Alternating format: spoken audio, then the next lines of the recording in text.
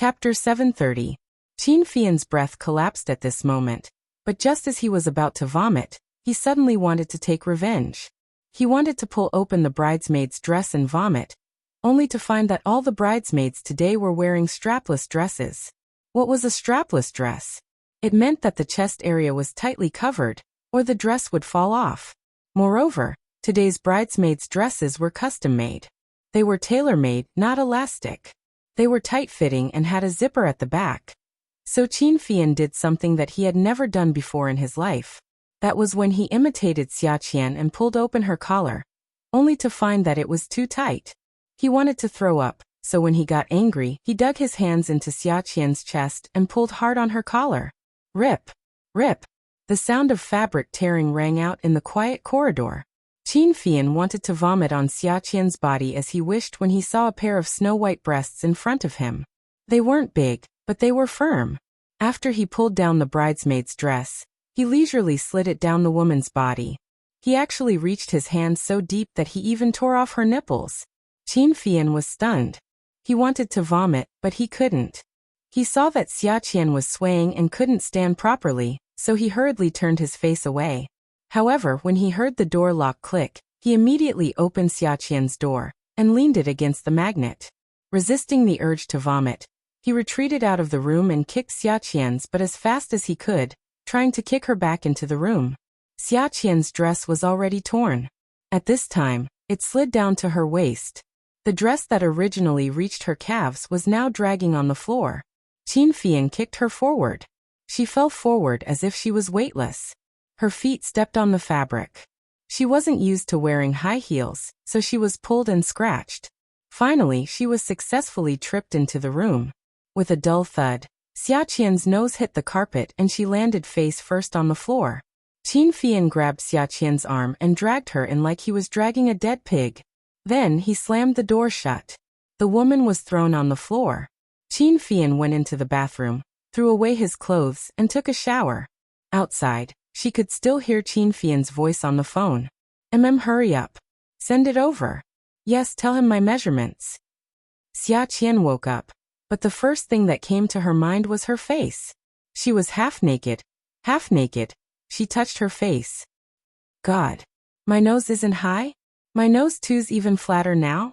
Do I have to be reconstructed? I really have to get plastic surgery this time. Until she heard Qin Fian taking a shower in the bathroom and making a phone call. She was shocked to the point. She shocked to find herself naked to the floor to get to her to the floor. She was to the shocked. She screamed to be. She was still sitting by the door, and half of her dress was stuck at the foot of the door. Xia's to wakes to Qin? To it to the? Qin Fian. This beast. That. He was gay, and he wanted to molest her. She tugged at the dress, but it wouldn't budge. She got up and opened the door a little to relieve the pressure on the dress. However, she realized that the dress she pulled in was smelly and dirty. It was disgusting because of the vomit on the floor outside the door. Xia Qian was already feeling nauseous from the alcohol. When she saw the dress in her hands, she couldn't help but vomit. The room, which didn't smell strange, was suddenly filled with a nauseating smell. At the entrance was the hotel's wardrobe. Xia Qian hurriedly opened the wardrobe door. There were clean robes hanging in the wardrobe, one for men and one for women. She shook her head and grabbed the smaller one. Her head cleared a little, but her steps were unsteady. She pinched her nose and stared at the bathroom door with anger. She pressed the door lock and pushed the door open. She was stunned. She was really stunned.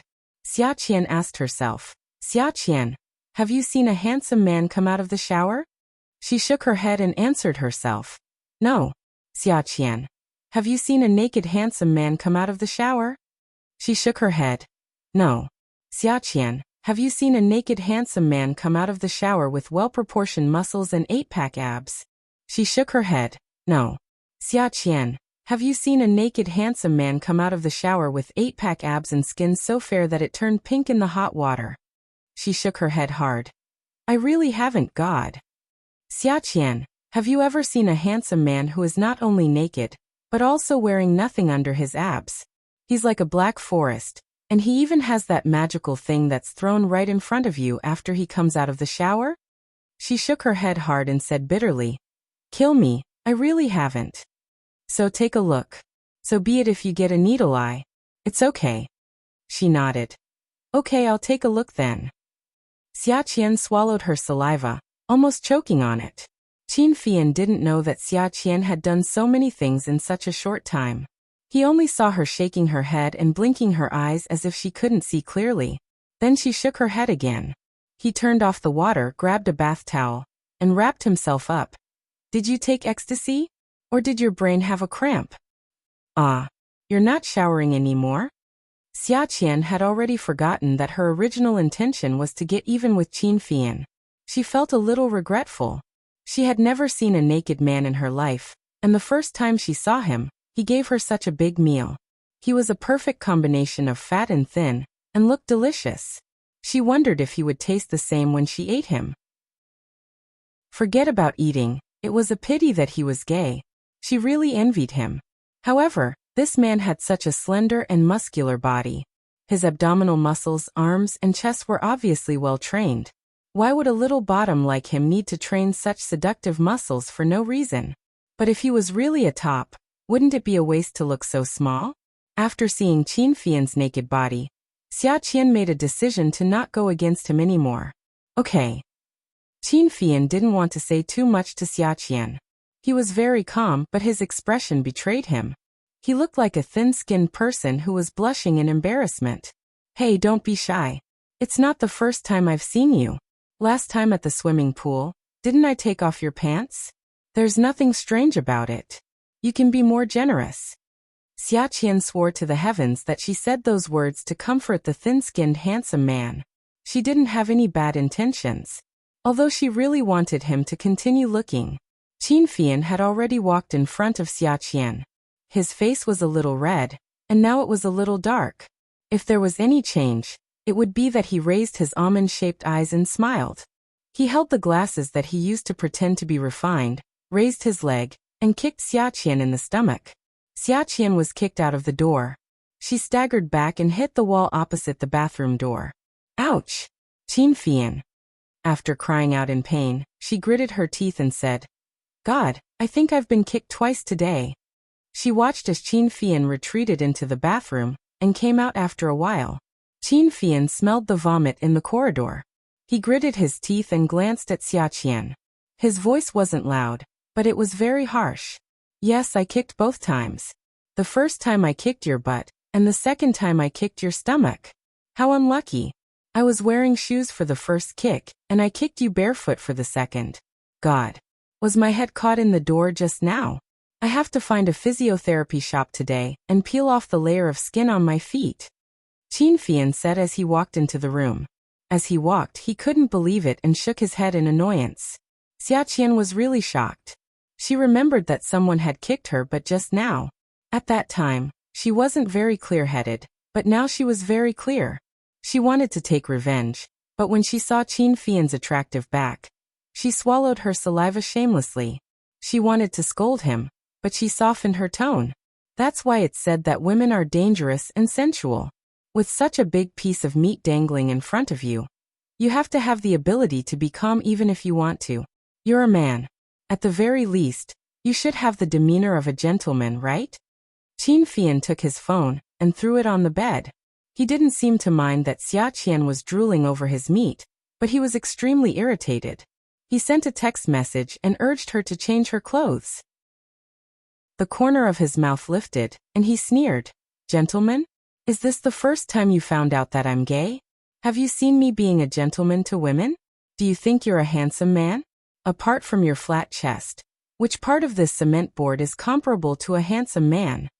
Xia Qian hugged her arms and tightly covered her chest. "Qin Fian. You bastard. You'll shine if I give you some sunshine, right? Ha. You're pushing your luck, aren't you?" The man said disdainfully.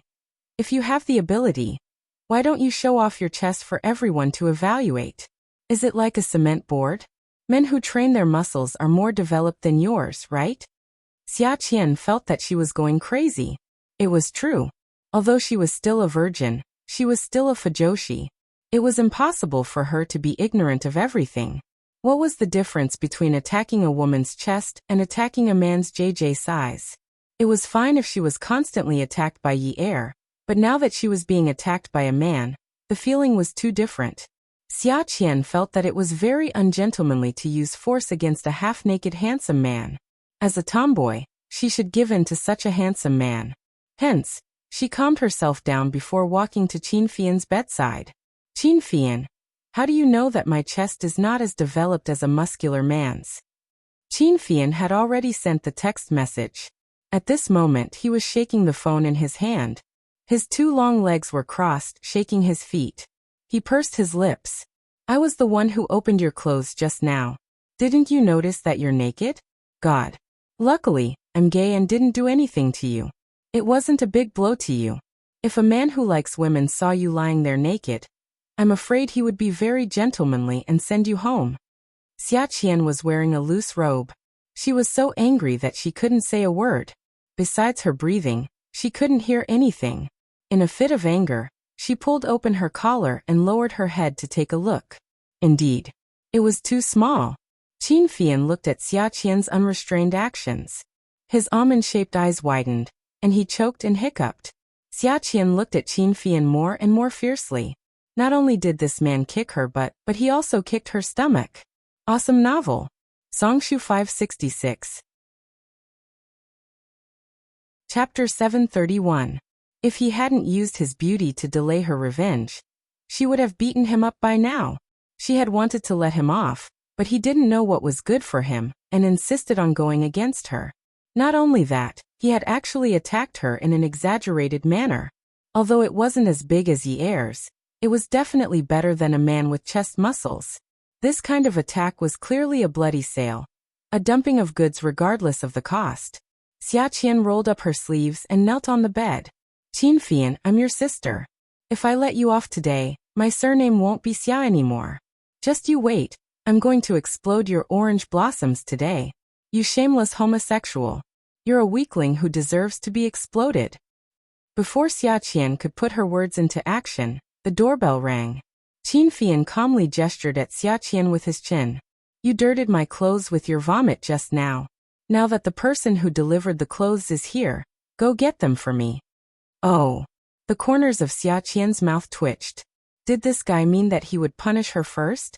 Then he would enslave her to do things for him. Only then did she realize that she really did vomit on his clothes. She felt a little sorry and wanted to pay for it. Qin Fian got off the bed and whispered, Forget it. You must have touched it. It must be dirty. He walked past her to open the door. The smelly dress at the door made Qin Fian's expression darken. However, he kept reminding himself that this was Jiang District, not High City. Xia Qian was his sister-in-law's friend. If he wanted to mess with her, he had to go back to High City. If word got out that he messed with her in Jiang District, people would say that the Jiang family wasn't very kind. Therefore, Qin Fian endured the stench and went into the bathroom to change his clothes. He didn't even say goodbye to Xia Qian until he left.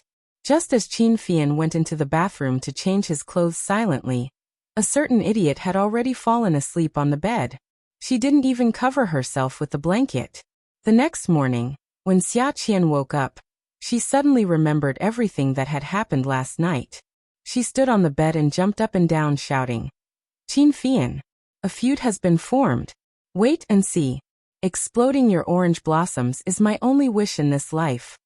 The day after Yi Er's pregnancy, the Jiang family arranged for her to have an ultrasound to confirm that she was really pregnant. After Yi Er got pregnant, Jiang Zhao's heart. Yi Er was aware of Jiang Zhao's kindness, but she couldn't accept that.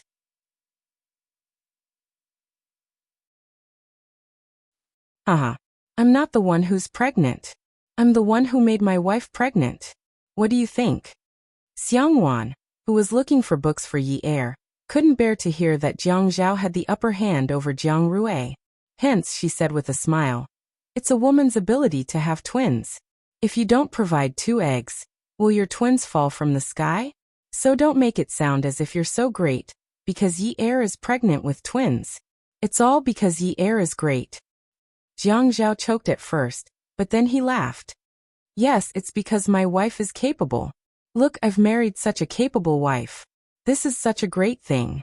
You really know how to flatter yourself. Xiangwan had already found all the books and tied them up. Take them and read them. Jiang Zhao held the books in his hands and looked at the bundle of books about pregnancy. His eyes felt bitter, and he adjusted his position and attitude. Thank you, sister-in-law. Look, I told you to buy them, but you insisted that I come to Snow Garden to get them. I tested these books first. I found them for Yi Er after I found them useful. If you go to the bookstore to buy them, you won't know how to choose. Okay. Then I have to thank sister-in-law even more. After returning to Haicheng, Jiang Zhao read books with Yi Er every day. Sometimes he would explain to Yi Er loudly, "Honey, look. It's written in the book that the best age for a man to give birth is 30 years old. For a woman, it's 25 years old. The bigger the age difference between a man and a woman, the smarter the baby will be." Yi Er was sleepy. She vomited less now, but her sleepiness didn't change. Honey, do you understand what I'm saying? Why did you only say Hey Yunyi, are you deliberately pretending not to hear what I said? Say it again, I'm listening. I said that the best age for a man to give birth is 30 years old or later. For a woman, it's 25 years old. The baby born this way will be very smart. After 30 years old, men's intelligence will become more mature and can be inherited. This shows that an old man and a young wife are the perfect match. Do you understand what I mean? Yes. Yi Er answered him and didn't hear what he said. She only knew that he kept waving at her. Why isn't this fellow going to work? Yin Yi. If it weren't for the prenatal education, he would have cursed. Yi Er was startled by the man's loud and clear voice. She opened her eyes. Wasn't she still lying on the bed?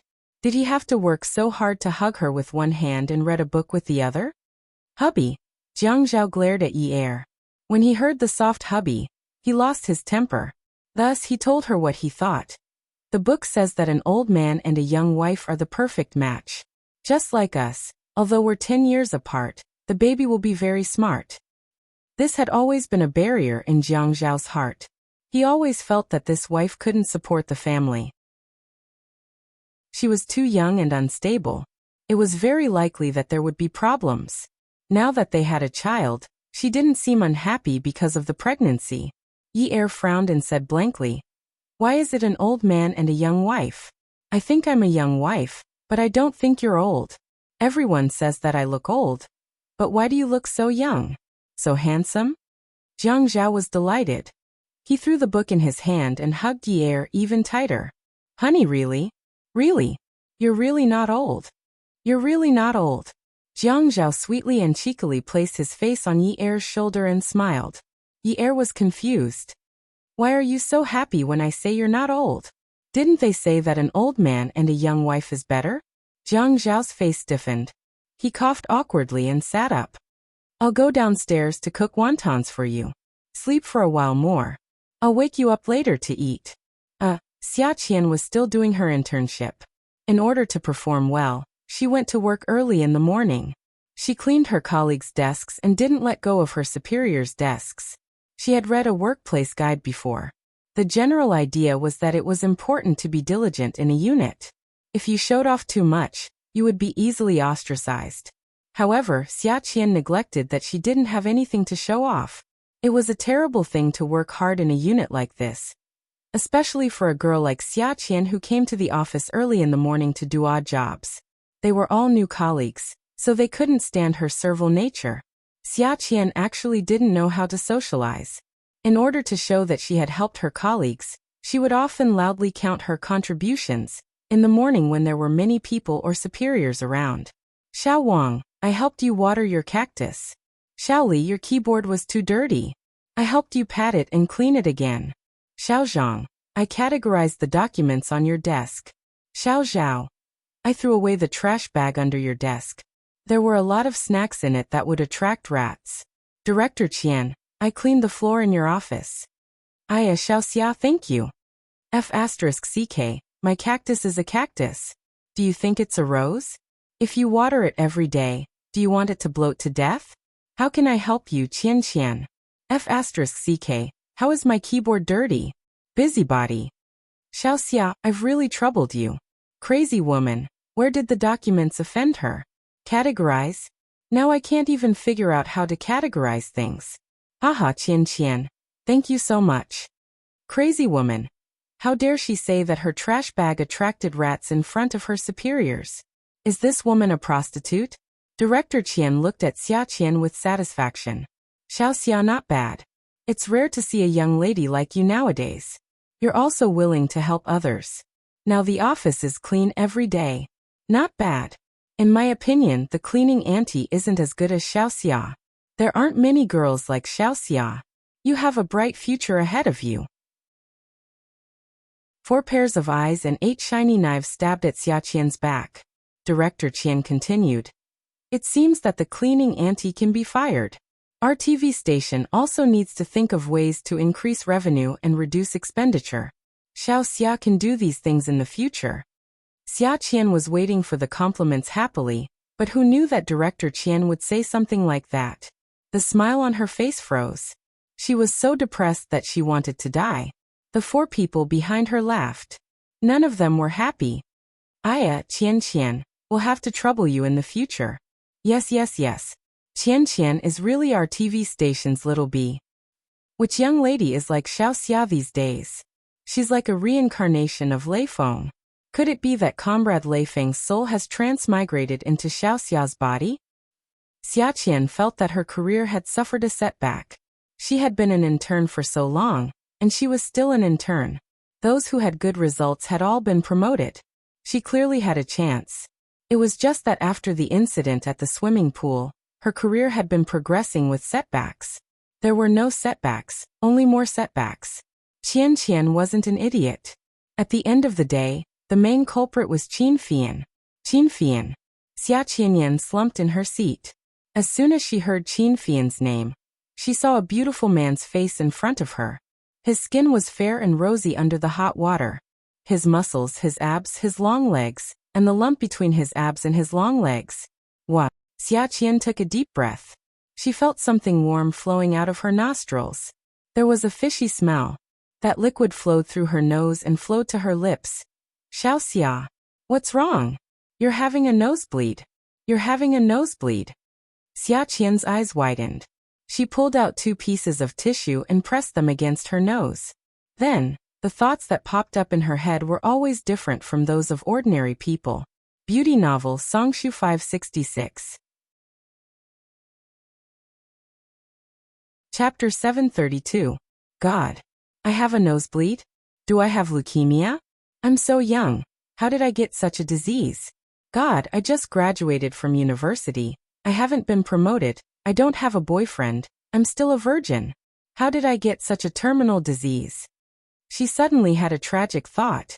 Even if she were to die, she had to kill Qin Fian before she died. Qin Fian was eating breakfast. Just as he drank the milk, he suddenly felt his nose itchy and uncomfortable. He couldn't tell where it was uncomfortable. Anyway. He quickly took a piece of tissue and covered his nose. Achoo. Brother, do you have a cold?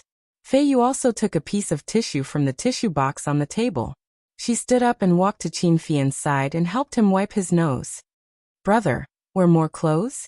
It's easy to catch a cold like this. Fei Yu looked at her brother who was wearing flashy pink. A shirt was a shirt. It was said that people who worked had to wear a shirt to look formal. Those who wore a t-shirt to work had no professional ethics. But her brother was wearing a shirt. His chest was bare and his muscles were exposed. She was speechless. Wearing this shirt on him, he had already lost his professional ethics. What are you talking about? I don't have a cold. This girl really knew how to meddle in other people's business. How could he not know if he had a cold? Besides, he exercised every day. How could he feel cold? I'm going to work. Eat slowly. I think someone will scold me. I've been scolding you every day. Why did you only sneeze today? Qin Rongfang didn't say anything. The porridge in front of him was still very hot. Now that the weather was cold, he didn't want to eat cold food. Eating hot food was more comfortable. He rolled his eyes at Qin Fian. Luckily, I'm not counting on you now. Look at how capable Zhao Zhao is. Little Yi is pregnant with twins. Humph, my Qin family has a descendant. Hurry up and get out of my sight. Grandpa, you're so petty. It's just giving birth. Didn't the news say that transsexuals are pregnant? Why don't I get my boyfriend to give birth to one for you to see? Qin Rongfang wasn't so angry at first, but when he heard Qin Fian talk about something he cared about so much and said it so unbearably, he picked up the bowl and threw it at Qin Fian. The old man's hand tilted, and the bowl flew towards Qin Fian. Qin Fian laughed and dodged, but the boiling hot porridge flew towards Fei Yu. Qin Rongfang. Fei Yu saw the porridge zest. She gasped, her mouth open, her eyes wide. Suddenly, a shadow rushed over and hugged, speechless in an instant. Boiling hot porridge sprayed all over the person's back. What are you doing here? The young man turned around and looked at Fei Yu. Qin Fian pulled the young man away and looked at Fei Yu. Are you hurt? Fei Yu tilted her head and looked at the young man behind Qin Fian. Brother, the porridge splashed on Feng Sheng's back. I'm fine. The young man looked at Fei Yu, his eyes relieved. He still didn't speak, but the corners of his mouth turned up slightly. He was wearing a normal t-shirt, but because of his tall stature and delicate features, he stood out. Fei Yu went over and took the young man's hand. I'll take you to the doctor at home. What if you're scalded? Without waiting for the others to agree, she dragged the young man away. Qin Fian frowned at the scene in front of him. Grandpa, what should we do? Fei Yu is still young. She's very compassionate.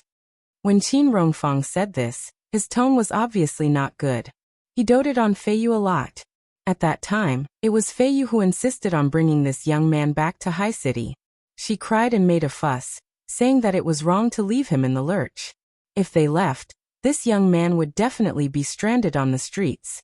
What would happen if he had no one to rely on? He was still a young man. What would happen if he committed a crime in the future? He promised her that if he brought this young man back, he could be a servant in the Qin family. Fei Yu even gave the mute boy a name, Feng Sheng. She said that it was because he met them at the seaside that he was saved from death's door. There were many beautiful children in ordinary families. But this Feng Sheng, he didn't speak normally and was very submissive. He didn't have the temperament of an ordinary child. At that time, he was so seriously injured. It was obvious that it was murder. She didn't know if it was a blessing or a curse to keep such a boy in the Qin family. Qin Fian looked at Feng Sheng and felt a little uncomfortable. In his eyes, Fei Yu was engaged to the Pei family by marriage. Although she was still young, in a few years, she would marry into the Pei family. No one could change that. But Fei Yu was too concerned about this Feng Sheng. And this Feng Sheng also seemed to pay special attention to Fei Yu. A boy who looked like he was only 17 to 18 years old. How could he be so scheming? But no matter if Fei Yu was scratched by a cat or frightened by a dog, Feng Sheng would follow her like a shadow. Like today's incident of blocking the porridge. If it was in the past, it would definitely be this older brother. But at that time he didn't react. Feng Sheng was clearly a servant, but he was paying attention to their every move. Just thinking about it made him panic. Fei Yu was usually well-behaved, sensible, and kind-hearted. This was something that everyone in the Qin residence knew. Fei Yu was good to everyone. She had been a nanny in the family for decades, and she was treated like her own granddaughter. She was a girl who was easy to fall in love with. Just by looking at her eyes, one would know that she would not harm anyone. Perhaps he was biased, but after 17 years of living together, he was not a person who was easily deceived. It was just like how his grandfather looked very kind, but in fact he was an old fox. This could not escape his eyes. Qin Fian had a feeling that Fei Yu liked Feng Sheng. At the beginning, it might have been sympathy. When he brought her back to High City, it might still be sympathy. But now, Feng Sheng had helped her resolve danger time and time again. Was it still sympathy? It was very easy for women to develop feelings for heroes. But no one could understand Feng Sheng's emotions. He never said a word. If he was told to do something, he would do it obediently. Nodding his head was the most common action. Sometimes when Feng Sheng did things, there was a sense of accomplishment. Because he didn't act like a servant, but like a Qin Fian shook his head. He thought about what grandfather said. His sister was still young. Maybe he was overthinking. After a day of work, it was finally time to get off work. Xiaqian drove her second-hand car, humming a little tune. She was an idiot, so she quickly polished off the day's troubles. Rush hour was the main theme of getting off work. For example, traffic jams, rear-end collisions, or car crashes. When Geely encountered the Maybach, must it be Cinderella who bumped into the prince? No. It must be the princess in distress who met the black-hearted sorcerer. The man didn't care if it was rush hour or not. Like a flirtatious model, he leaned against the front of the Maybach. "Miss, compensate me." Xiaqian looked at Qin Fian's flirtatious appearance. The lump between his long legs and abs appeared in front of her eyes again. Ah! Her nose felt hot again. She quickly covered it. Thinking that she had wiped his car, she quickly pulled out a wrinkled $100 bill from her jeans and handed it to him. "Here." Qin Fian looked at her with disdain. $100? Do you think my Maybach is your lousy car? Xiaqian looked at the car behind Qin Fian and felt guilty. She said, "Lousy car? Get your facts straight. My car looks like a BMW from the front and a Mercedes-Benz from the back. The frame is made in China. How can you call such a noble mixed-blood car a lousy car? Don't you know that Chinese and Western medicine are all the rage for cold medicine now? You're a wretch who worships foreign things." Qin Fian wasn't angry. 30,000. Otherwise, I'll deduct your driver's license. Do you believe me? 30,000? Why don't you go rob a bank? Huh. The man laughed flirtatiously. Xiaqian spat. The weather is so cold and you have so much meat. Are you selling meat? You've gone crazy thinking about money. Take it or leave it. Qin Fian looked at Xiaqian as if he was looking at dirt. If I sell meat, you won't be able to afford it. But if you sell meat, even if it's $1, you won't be able to sell it. So what if I sell meat? Even if we both sell meat, the value is, it's not the same. Xiaqian's self-esteem suffered a huge blow. But because of the price, she couldn't retort. Behind them, the loudspeakers were blaring. The road in front of Xiaqian's car was already very empty. She took a few steps forward and pulled open a man's collar. She threw the $100 bill in, turned around, opened the car door and got in. Qin Fian was about to chase after her when Xiaqian quickly stuck her head out of the window. "Flirtatious man, let me tell you. My car went to the junkyard during the day. My door handle was pulled by a very dirty cleaner, who took out the garbage." Qin Fian's hand that was about to hold the car lock shrank back. Xiaqian took the opportunity to start the car and drive away. Qin Fian's naked body began to dangle in front of Xiaqian again. As she drove, she wiped the blood from her nose. Feeling the threat of death and despair, Xiaqian swore to herself that she would definitely F*** Qin Fian. If she didn't F*** Qin Fian, she wouldn't be human in her next life. But Qin Fian had a grudge against her. How could she successfully F*** him? Knockout drug? No. F*** him while he was unconscious was simply too unexciting. She must F** him with an unforgettable orange flower. In his future gay life, he would never forget that a woman named Xiaqian had once given him orange blossoms. This way, Xiaqian's spirit would last forever. Xiaqian was a fool. When she felt that she was going to die, she didn't go to the hospital for a checkup. Instead, she thought about how to leave a name for herself after giving birth. When Xiaqian tricked Qin Fian into trusting her in a humble manner, and was tied to the hotel bed by Xiaqian, Qin Fian experienced for the first time what it meant to be humiliated. When Qin Fian woke up, the back of his head hurt a lot. He wanted to reach out and rub it, but he found that his left hand couldn't reach the back of his head. His right hand also couldn't reach the back of his head. He wanted to turn over, but it was uncomfortable. Come and see. Songshu 566. Chapter 733. He tried a few more times and realized that his hands were tied behind his back. His feet were also tied. His ears were filled with the sound of bang bang bang bang. He suddenly opened his eyes and realized that he was in a hotel bed. A hotel was always the best place in the world to distinguish it from other environments. No matter how cozy the decoration was, a hotel was still a hotel. It gave off a commercial hotel vibe. Following the sound, He found a woman with pear blossom hair fiddling with something in front of the dressing table. Xiaqian. Hey. Xiaqian was fiddling with a bunch of bottles and various utensils. These utensils were not ordinary utensils, but random things bought from a sex shop. When she answered Qin Fian, she was obviously absent-minded. Why did you tie me up? To satisfy you. Xiaqian felt that this man was asking the obvious, so she picked up a bottle of oil. Wait a minute, I'll find some videos to watch. I think it's a bit difficult to understand the things you gay people do. Time is tight, so I might as well learn and do it now. What do you mean by learn and do it now? Qin Fian shuddered. He finally recognized this woman's true nature. What humble acknowledgement of a mistake. What fawning. What grandpa. He even said that he would help her bring something to the hotel. Now she knew that the box of things was clearly the tools on the table, and he had personally helped her bring them up. As soon as the things were put down, she picked up the stick and knocked him out. As the saying goes, a woman's heart is the most vicious. Only women and villains are the hardest to deal with. His hands were tied behind his back, and his feet were tied together. This way, he could bend his body more comfortably.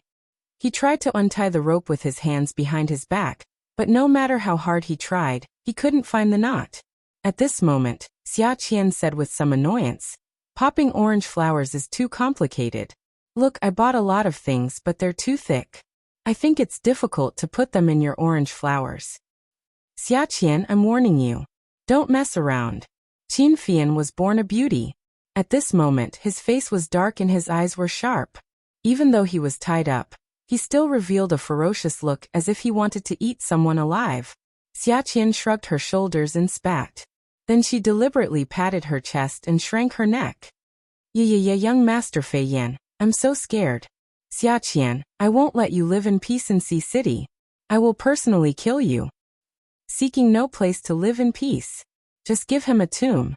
If you kill me with your own hands, cremate me, and then throw my ashes into the sea. At this point, Xiaqian started humming a song. Cut love into pieces and blow it into the sea. There are many things that can be understood after being washed away by tears. Innocent as I am. Qin Fian struggled to break free from the rope on his back. When he heard Xiaqian singing Amei's song, he wanted to kick him. How naive. That's right, naive my ass. You don't believe that I'm naive? I feel that there's a need for you to understand me.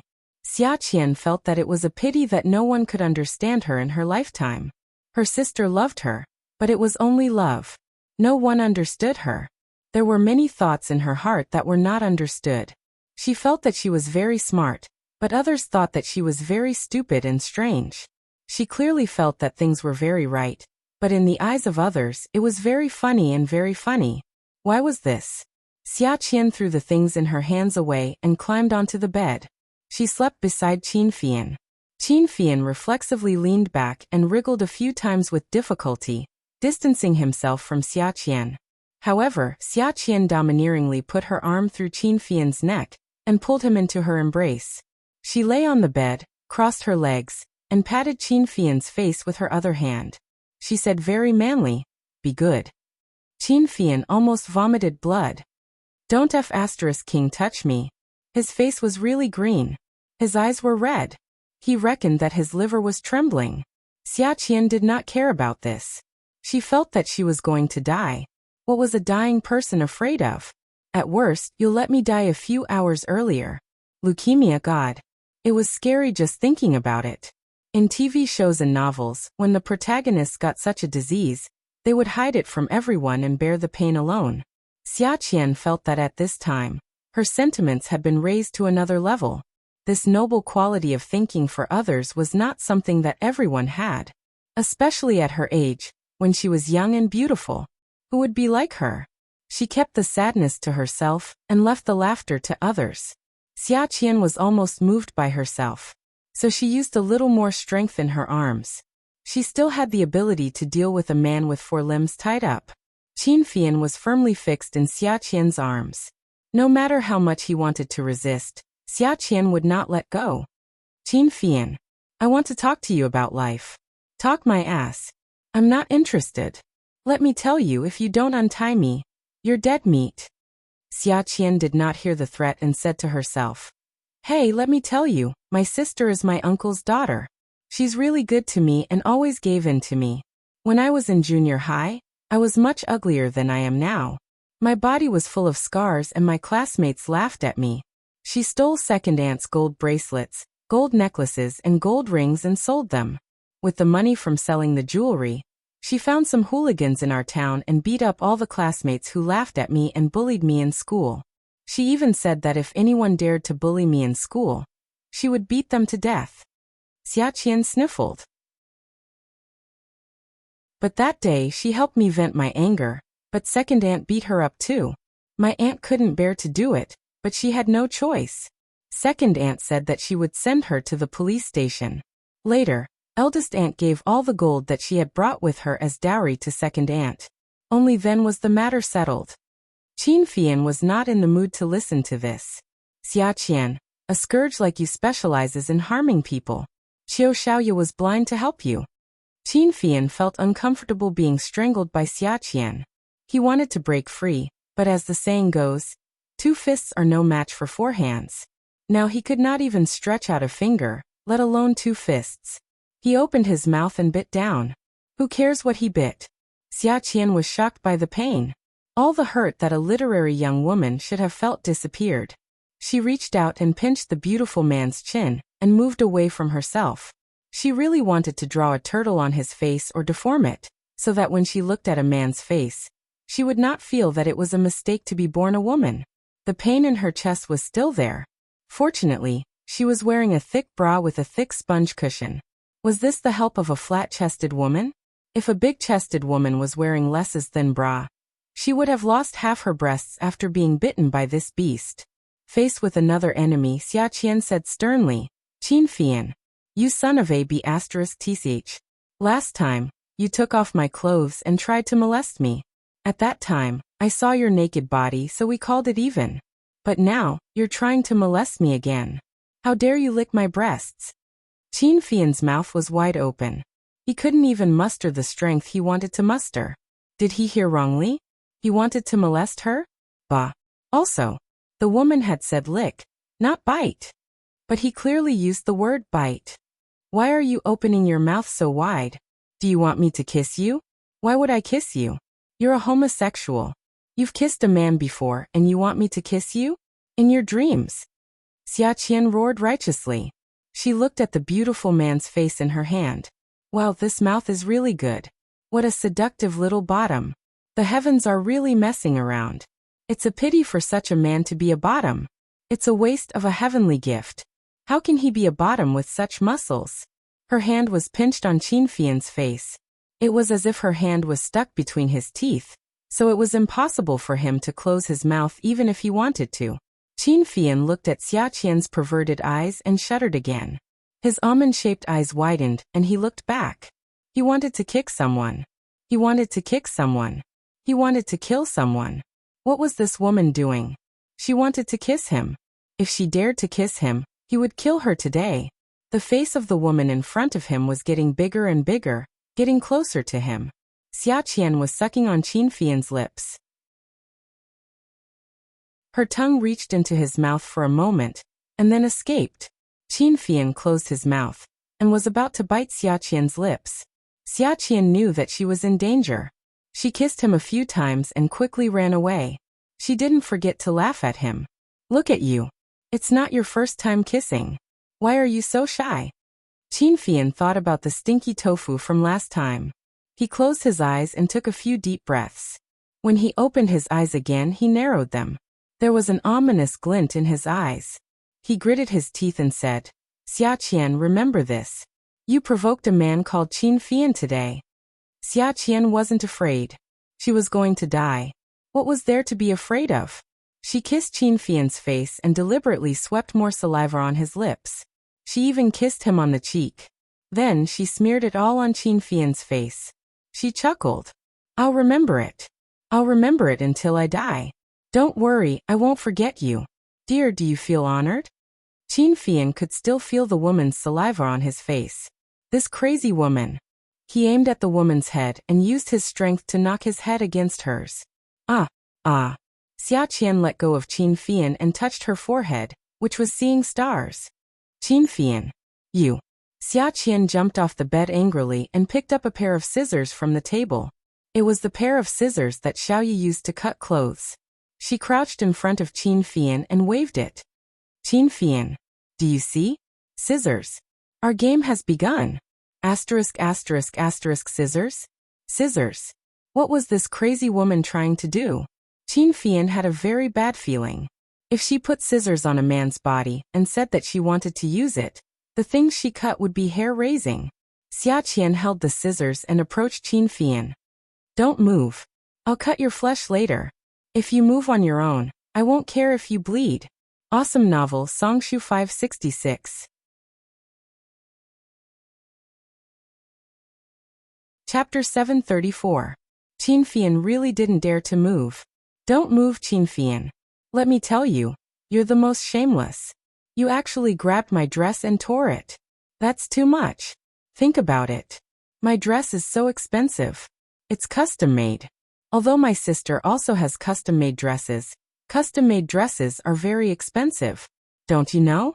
You open the front of the dress. It's so frail that it can't be mended. What a pity.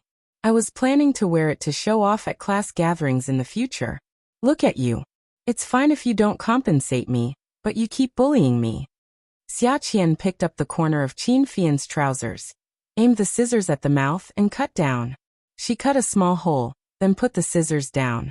She pinched both sides of the opening with her hands and pretended to tear it. She looked at Qin Fian, who had been burning her with hatred, and said, I'm going to pay you back today. What you did to me, I'm going to do to you. Today, I'm going to tear your clothes. Humph. Qin Fian snorted coldly and exhaled. Fortunately, she was only tearing his clothes. He ignored her for the time being, and thought of a way to break free from the rope. Xia Qian forcefully tore open Qin Fian's trousers.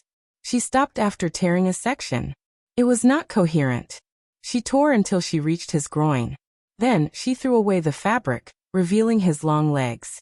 One leg was wearing casual trousers, and the other was lying there beautifully.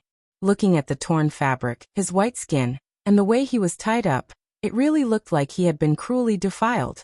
She couldn't bear it, she couldn't bear it. Xia Qian felt her heart soften again.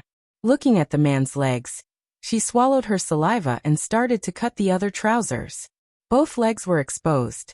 This was the most beautiful beggar, right? Dressed so shabbily? If Qin Fian stood up, such elegant trousers would definitely be very sexy. Xia Qian rubbed her face. She simply used the scissors to cut deeper, directly cutting the waist of the trousers. This was great. The man was wearing a pair of bullet underwear, and the thing in his pocket was a big and bulging bag. It was not that she had not seen him take a bath that day. Her eyes suddenly seemed to have X-ray vision, and she saw a black forest and something. Aya, she's too pure. I don't know what to say. For the time being, I'll just give her a written name. J. Qin Fian bent his body and bent his legs to avoid Xia Qian's perverted appearance. Xia Qian, you're not allowed to look. It's not like I haven't seen it before. How can you be so shameless? When have I ever cared about my face? Why did this conversation sound so familiar? Qin Fian was speechless. That's right. Since when did she care about her reputation? She dared to push him back into the swimming pool and pull off his pants in front of everyone. Thinking about it from the beginning to the end, he really felt very hurt. Saber wanted to see it coming. After cutting Qin Fian's pants and clothes, Qin Fian was left with only a pair of underwear. His hands were tied behind his back, and his legs were tied. Such a fair and beautiful man. She really could not bear to ravage him. Qin Fian, I've now cut off all your clothes and pants. I've avenged you for ripping off my clothes. Xia Qian put the scissors back on the dressing table and returned to the bed. She lay on her side, supported her head with one hand, and made herself look at Qin Fian. Now I want to take revenge on other things. Xia Qian. Qin Fian could no longer predict what Xia Qian was going to do. He could only grit his teeth and call out Xia Qian's name word by word. Last time, you were not gentlemanly. You actually wanted to throw me down from such a high place. My back was bruised from the water for a few days. You made me not dare to tell my sister for many days. You scum! If I don't throw you down today, I'm not Xia Qian." As Xia Qian spoke, she pushed and shoved Qin Fian towards the bed. The man was tall and strong. Xia Qian used a lot of strength to push him to the side of the bed. Only when the man was pushed to the side of the bed did she smile evilly. Qin Fian did not care. There was a carpet in the hotel, so it would not hurt much. When he was kicked off the bed, bang! Damn! Why was the ground so hard? So cold? He tilted his head to look. Magnetic tiles. Only then did he realize why he could feel that it was a hotel. This hotel was definitely below 2 stars. It showed the tackiness of a low-class hotel everywhere. His body was bare, and the magnetic tiles were cold. So dirty. Qin Fian fell to the ground. He wanted to sit up, but Xia Qian kicked him to the ground. As soon as he sat up, he was kicked to the ground again. "Xia Qian, if you have the ability, kill me here today. Otherwise, I'll tell you, I'll make you feel that living is the most painful thing in the world. Okay, I'll tell you. You must let me know what it feels like." Xia Qian sat on the edge of the bed. One of her white feet stepped on Qin Fian's chest, not allowing him to stand up. She crossed her arms, trembling proudly, and raised the corner of her eyebrows. To be honest, Xia Qian felt that although she was called stupid by others, no one could bear to humiliate her in front of her, let alone hurt her. The incident at the swimming pool last time was really unforgettable. Therefore, her hatred for Qin Fian was especially deep. People said that when a person was about to die, his words would be kind. However, she did not want to be a kind person. No matter what, she had to solve the problems that she had caused when she was alive. She did not want to be depressed in the netherworld.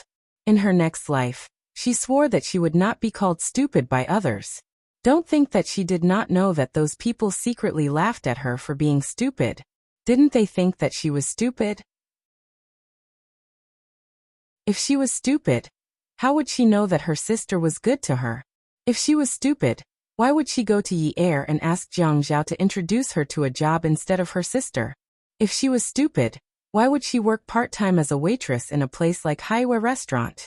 Now that she was no longer working there, people kept calling her to go back to work, and even gave her a raise. Many customers said that they were asking why the girl named Xia Qian was not there anymore. She was not stupid at all. Stepping on Qin Fian's chest, Xia Qian said carelessly, "Well, Qin Fian, you scum. Let me tell you. I was just taking revenge for you throwing me into the pool. This is considered light. The conditions here are poor and simple. It's just a formality to satisfy my vanity. But you called me a cement board. I still have to take revenge. Don't you know that it's not good to say that a woman's breasts are small, just like a woman saying that a man's penis is small?" Xia Qian glanced at Qin Fian's lower abdomen. Qin Fian bent his legs even deeper to cover his private parts. "As for me, I just want to see how big yours can be. What right do you have to laugh at my small breasts?" Xia Qian said as she stood up, walked to the other side of Qin Fian, and squatted down. What Xia Qian did to Qin Fian was over.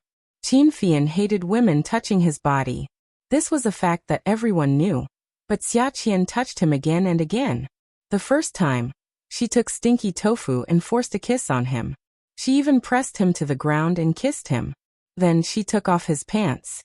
Today, not only did she kiss him, she even smeared her saliva on his face. He let out a long sigh. He closed his eyes and steadied his mind. He was on the verge of exploding. His hands were tied behind his back, but he could still feel the fake watch on his wrist. His heart was beating violently. He swore that if Xia Qian, this demoness, dared to do anything to him today, he would. In the future, he wouldn't care if she was his sister-in-law's friend or Zhuang Yichen's sister-in-law.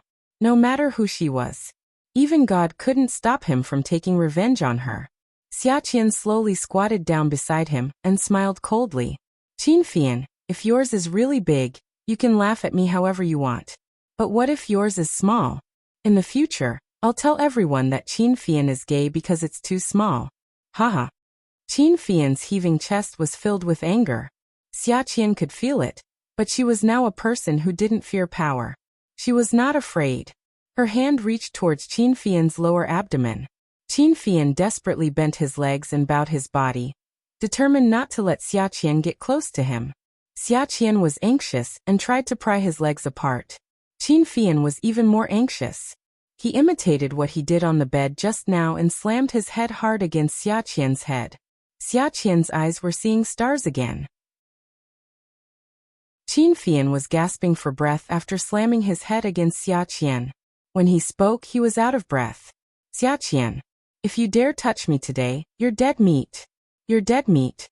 When Xia Qian saw Qin Fian lying naked on the floor, her nose heated up again. Oh no, my nose is bleeding again. She was probably not far from death. I'm already dead meat. Why would I be afraid of you? You dare not be afraid? Why should I be afraid of you? You think that with Qiu Shaoya's backing and Zhuang Yichen's backing and the fact that you're my sister-in-law's friend, I have to give in to you, right? Let me tell you, if you dare touch a hair on my body again, I'll use 100 ways to kill you. Xia Qian squatted there and slapped her hands. Why are you so agitated? You've seen my chest, so what's wrong with me looking at your place? You can laugh at me, so can I laugh at you? Your temper is really weird. Do you really think that you're a young master? So what if you're a young master? Do you think that a young master doesn't have to take responsibility after seeing a virgin's chest? Dream on. Do you think that my chest is for show? Xia Qian did not go to Qin Fian's front to pull off his pants. Instead, she grabbed Qin Fian's waist and pulled it down. The first time Qin Fian had the thought of killing himself was when Xia Qian touched, scratched, and used condoms to make his second brother stand up majestically. Xia Qian, I'm going to kill you. You bastard. Ah, Qin Fian, what's wrong with your brother? Why is he so fangirled? You're not a virgin, are you? Oh, but you're a bottom. You're probably not a virgin anymore. What a pity, your bottom thing is so big. Qin Fian looked at the bed frame in front of him. It was made of wood. He wanted to crash into it without hesitation. He had died 100 times, but he also wanted revenge. Attention Hongcha 866.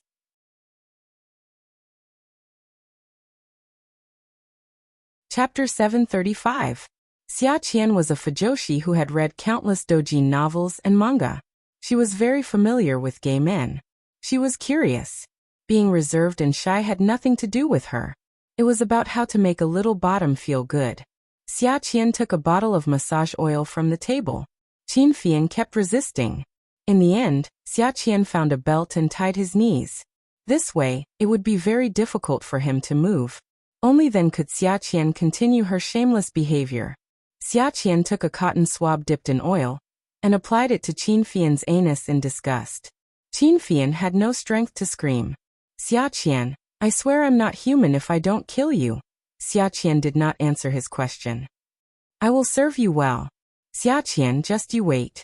What you gave me today, I will return 100 times more in the future. Hey Petty, just because I'm not your boyfriend? Don't tell me you have a fixed partner? It can't be, right? I think a little bottom like you must be very fickle. There must be a lot of big guys who want to fuck you. Look at how white your skin is. Your looks are so good. Oh, your skin is so tender, just like a woman's. When the big guys rape you, they must feel so good. I really want to hear you scream and see if it's like those in the manga. Oh hey, can you also scream yammeet yammeet? Xia Qian pinched her throat and screamed, yammeet a few times. Qin Fian had goosebumps when he heard it. When Xia Qian applied the oil, she took a male penis and aimed it at Qin Fian's, but pressed it in with all her might. Qin Fian's heart was not only filled with humiliation, but also with hatred.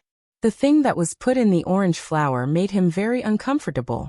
Xia Qian frowned and did not dare to act recklessly. However, she was very puzzled. This was not what the calcium tablets and books said.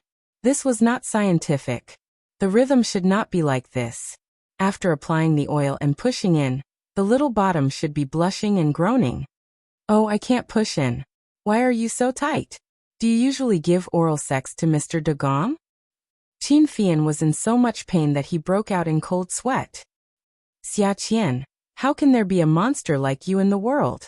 You still have the nerve to call yourself a virgin. Qin Fian, if a person like you were to be placed among women, You would be a green tea bitch, do you know that? You've already done it, but you have to pretend that you don't know anything. People like you're the sinister side characters in the novels. As she spoke, she gently pushed the thing in her hand a little deeper. As she pushed, she played with Qin Fian's penis. Unexpectedly, it was really like what was written in the book. The condom would swell when she touched it. Qin Fian could clearly feel the humiliation. At this time, an even deeper pain came from his back. To protect. Blood flowed from his forehead. Xia Qian was shocked. She just wanted to take revenge on him.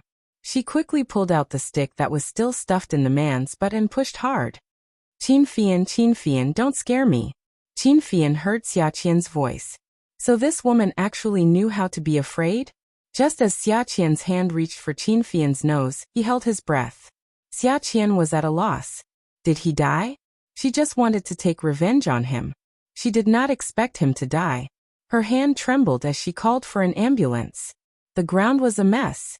Xia Qian realized that if the ambulance arrived and saw this scene, it would be bad for her reputation. So she hung up the phone and untied Qin Fian. She wanted to cover him with a robe.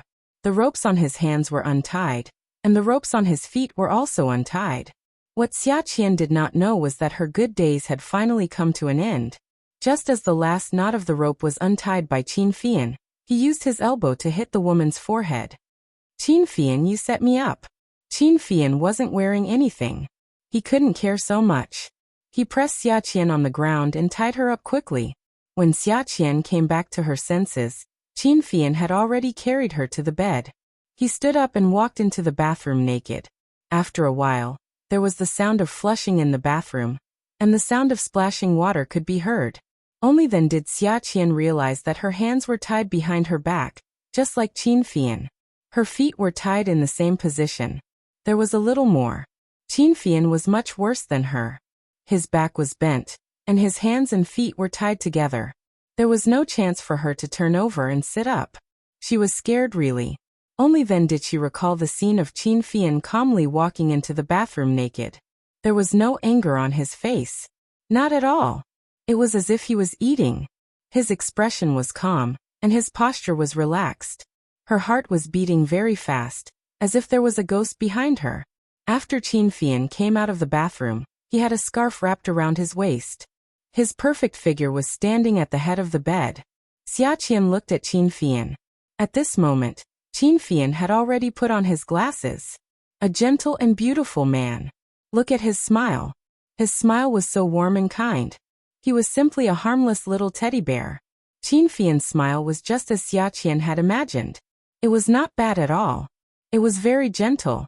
He asked Xia Qian softly, Qian, do you think I'm handsome? Xia Qian's saliva was stuck in her throat. She was not used to it, and her face turned red. Goosebumps appeared all over her body. It was too scary. Handsome. At this moment, she did not dare to say that he was ugly, right? She only remembered that he said that she was going to die. Now she still liked to die slowly. Leukemia was not poisoning, so she would not die so quickly. At night, she could still go to eat KFC.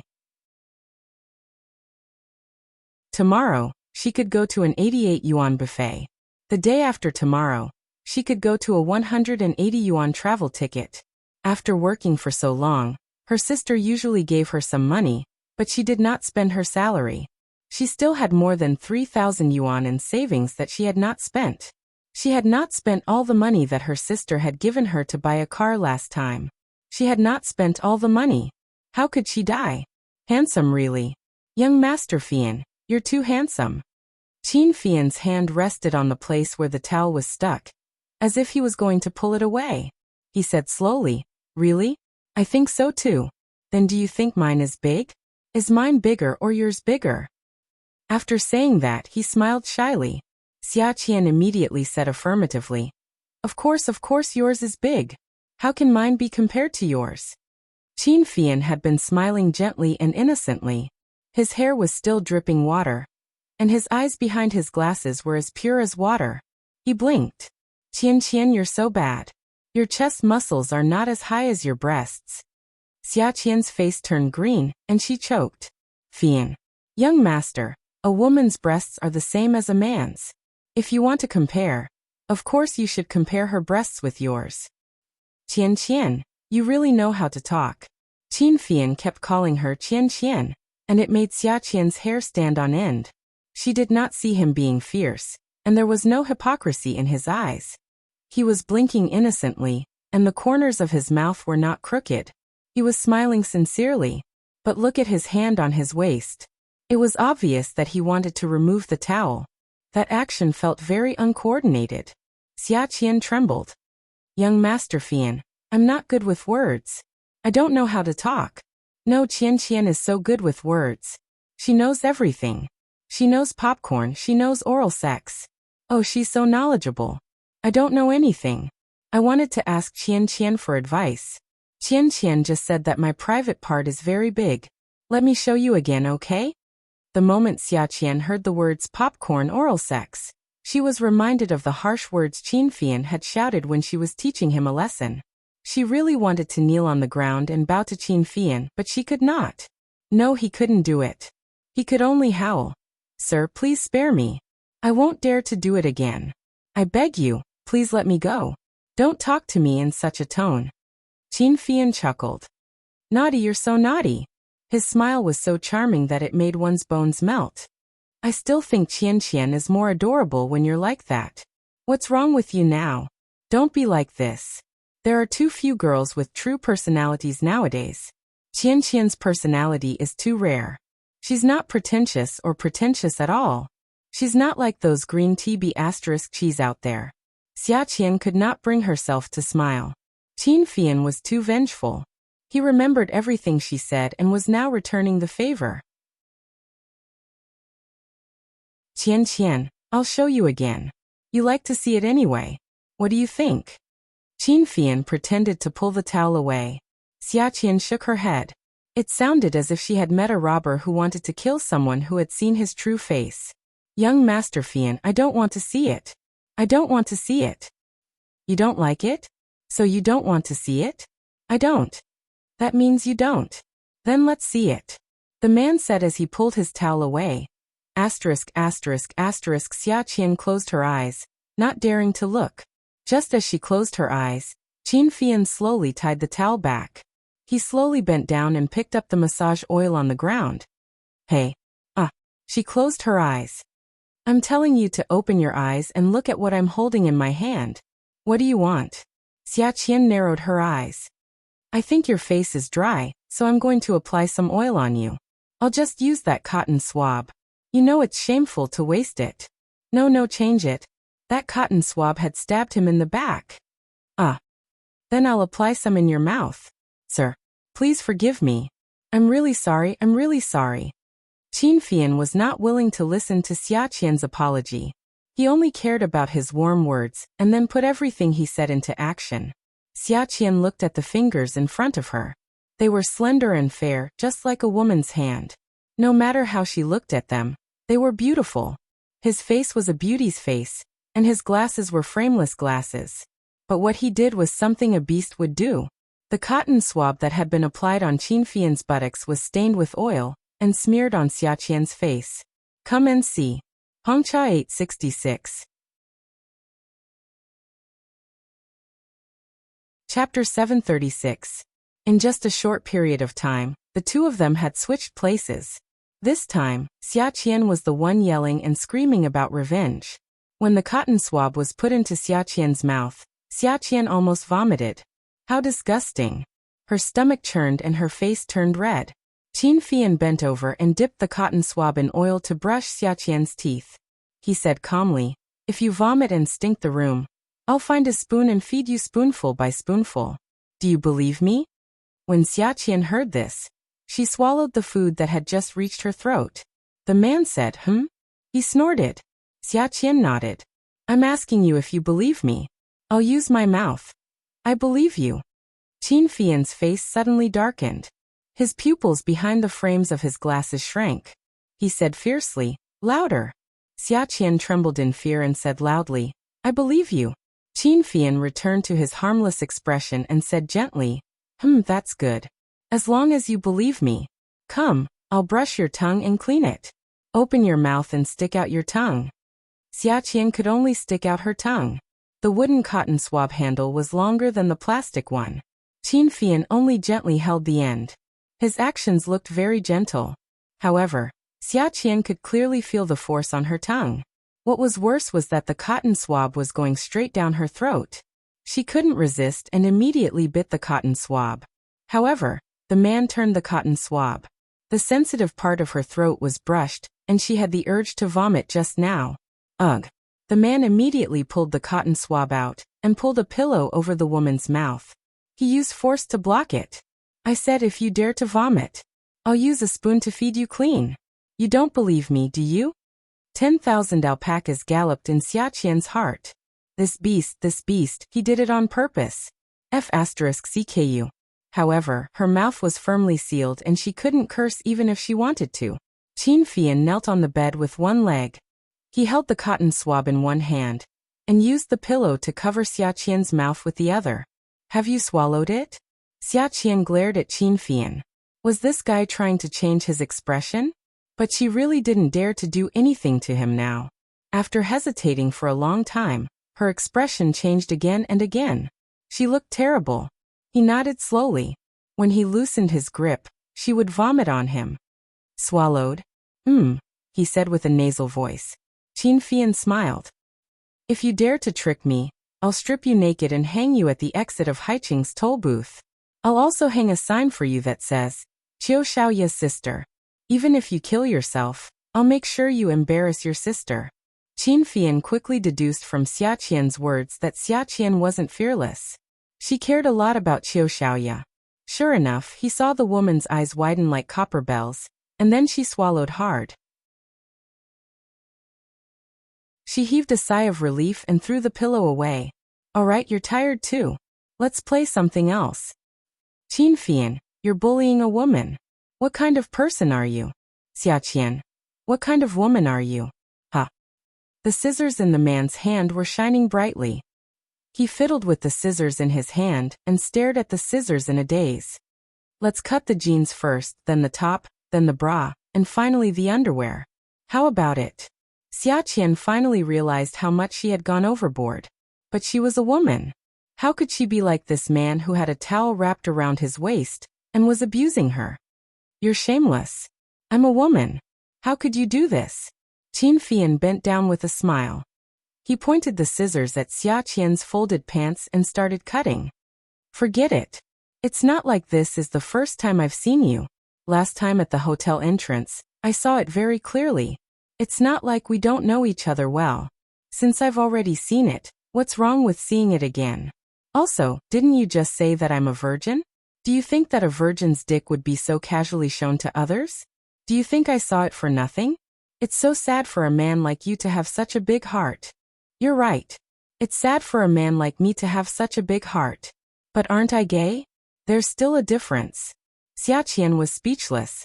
Jeans were not as thin as casual pants and were difficult to tear. Qin Fian felt that there was no need to find something for himself to do.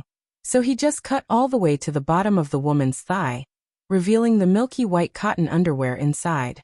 He buried his head in cutting the second pair of pants. Xiaqian screamed, "Oh, you're shameless. When have I ever been shameless? God, why did this conversation sound so familiar? Did he really have to return everything to her like this? What about that thing just now? The one that stabbed him?" Xiaqian's clothes were all cut off and thrown everywhere. She didn't want to wait for leukemia to act up and die. She wanted to be like Qin Fian just now and fight for life with death. But she was on the bed now. Where was she supposed to go? Besides, she was tied up in a very difficult position. Her hands and feet were tied together, so she could only tilt her head back. There was no way she could hit the wall. Xiaqian had a pure pear blossom hairstyle. Her face was covered with loose hair, and her face was covered with oil. Her hair was all stuck on her face, and it was particularly uncomfortable. In order to see the frightened expression on her face, Qin Fian picked up the cotton swab that had been thrown away on the ground and slowly parted her hair. Her shiny face was exposed. It was very funny. Qin Fian stood by the bed with a towel wrapped around his waist and laughed. Xia Qian, what did I say just now? I said I'll pay you back 100 times. But I don't usually do things the normal way. Xia Qian, after you mess with me, you'll definitely receive an unforgettable education. Qin Fian felt that stabbing her but was too dirty. It was mainly because he felt dirty. He could ask others to do it, but he couldn't do it himself. So he made a call. Xia Qian clearly heard Qin Fian say that he wanted chili. He wanted the spiciest chili. He wanted to buy it from authentic Sichuan and Hunan restaurants. He also wanted salt. He also wanted pepper. Qin Fian, what are you doing? Huh. I'm just an idiot. Can't you forgive me? Xia Qian admitted that she was an idiot. She didn't know what this man wanted. She only knew that he wanted revenge and wanted to mess with her. Most of the time his smile was gentle and kind. But once she disobeyed him, he would immediately turn hostile and shout at her. He was just like a person with a split personality. How could he be more beautiful than a woman? Qin Fian didn't care that Xia Qian was a woman. He sat down on the other side of the bed. He held the TV remote control in his hand and prepared to watch TV. When Xia Qian saw Qin Fian get out of bed, she panicked. Why, young master, what are you doing? Qin Fian held the TV remote control in one hand and pulled a clean pillow with the other. Then he lay down. He stretched out his long arm and patted Xia Qian's shoulder. Qian Qian, our friendship is really deep. I don't usually touch women, but look at you. Even if I touch you once, it's still touching. Now I don't feel disgusted when I touch you. Can we be friends? He said sincerely. Sure. Young Master Fian, let's be friends. Let's be friends. Look at how you're still tying me up. Friend, quickly untie me. Qian Qian, as a friend, you should share your friend's burdens, right? Of course. For example, I'm very sad now that you've tied me up. I'm very sad now. Sigh. Qin Fian threw the TV remote control away and raised his hand to cover his face. He sighed sadly. Sigh, I feel very. What's wrong? Tell me. If I can help you, I'll help you. Qin Fian moved his hand away and turned his body. He looked into Xia Qian's eyes and continued to sigh. I don't touch women. Look at you. You're naked in front of me. I even took off all your clothes. I don't know what to do now. I'm very conflicted now. I just can't find a place to vent. Since you're my friend, let me vent properly. Just a moment. Cooperate, okay? Xia Qian's little face twitched. Okay, your ass. This pervert, scumbag liar. She thought that he was going to confide in her about some topics. In the end, this scumbag was just trying to instill fear in her. At this moment, the doorbell rang. Qin Fian had just gotten out of bed. Xia Qian had just shouted the word help, when Qin Fian turned around and said with a smile, My secretary, do you think it's useful for you to call for help? If you don't shut up, I'll get a few more secretaries to come over and blow your orange blossoms. Then, I'll hang you at the toll booth in Haicheng. I'll also hang a sign. Xia Qian shut her mouth. When Qin Fian entered the house with 2 bags and closed the door again, Xia Qian immediately cried. One bag was Qin Fian's clothes. The other bag was full of salt, chili, pepper. Xia Qian felt that Qin Fian was a beast. At this moment, he was slowly putting on his clothes in front of her. After putting on his clothes, he would become a beast in human clothing. The beast in human clothing bent down and picked up the other bag. He looked at Xia Qian with a smile and waved the bag in his hand. He said gently, Qian Qian, come on. Let me vent. Give me a moment. Although Xia Qian was naked, just like when she stripped off Qin Fian's clothes, she still let her fear overcome her shame at this time. Xia Qian was a fool, so she wasn't that afraid of many things. Other than being afraid of ghosts, her reaction to other things was always half a beat slower than others. Even though she was half a beat slower than others, Xia Qian was still scared at this moment. She was so scared that she cried and begged Qin Fian with all her might. Qin Fian blocked all the sounds outside his ears. He took off his fake watch and carefully put it in his trouser pocket. He put on the rubber gloves used for housework and opened the chili, pepper, and salt. There were protrusions in the palm of the gloves. It was probably designed by the manufacturer to prevent the bowls from slipping. However, Qin Fian wore such gloves and rubbed them hard on Xiaqian's body. What did it mean to have tender feelings for the fairer sex? Qin Fian never had such an idiom in his eyes. He had always been patient with Xiaqian. If it weren't for Zhuang Yichen and his sister-in-law, he would have dealt with Xiaqian long ago. However, this woman didn't seem to appreciate it at all. She took an inch and wanted a mile. A powerful novel. Songshu 566.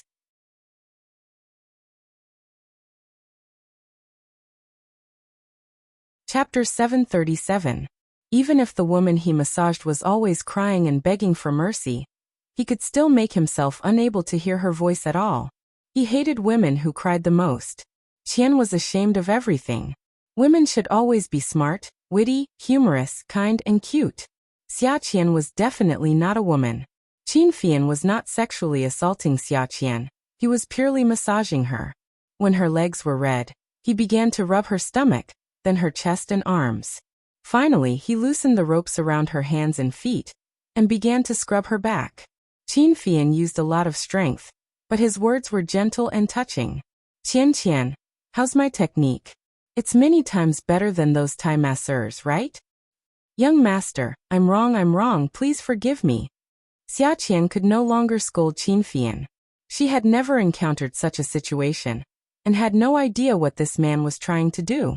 When Qin Fian bent down to rub Xiaqian's back, there was a large piece of flesh on her back. It was wrinkled and disgusting. He didn't pay much attention to it just now. He frowned. The scar on your back is really ugly, but the rest of your body is fine. My sister said that my back is full of burns. I've been getting skin grafts every year, and now there's only this one left. Young Master Fian, please stop rubbing. I don't know if the grafts will spoil. 55555 Xiaqian sobbed and pitifully tried to gain sympathy. Qin Fian did not like people who had plastic surgery. He looked at her back in disgust. Skin grafts? You actually had plastic surgery? You used to be very dark, but now you're so white? Xiaqian really wanted Qin Fian to be merciful. I've had plastic surgery before too. Don't rub it on my face. My skin is not mostly my own. Young Master Fian, please don't rub it on me. But the more Qin Fian heard Xiaqian say not to rub her face, the more he rubbed on her face. Qin Fian pinched the woman's chin with a pair of plastic gloves. Where have you had plastic surgery? Xiaqian confessed truthfully. I used to have double eyelids. I used to have very fat single eyelids. Qin Fian stared at Xiaqian's eyes. Fat single eyelids? It's gone. Xiaqian was afraid that Qin Fian would be disappointed, so she said, that's all. The rest of the wounds are just skin grafts. Oh, burns. Qin Fian's hand paused, and then he continued to immerse himself in his work. She applied some water on Xiaqian's body and rubbed it again. Sprinkle salt and rub.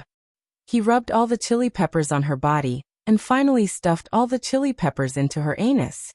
When he was done, he saw that the woman on the bed had no strength to scream. Her whole body was burning red, and he felt so good. Xiaqian's body was burning with pain. Every part of her body felt like it was being burnt. She no longer scolded or begged for mercy.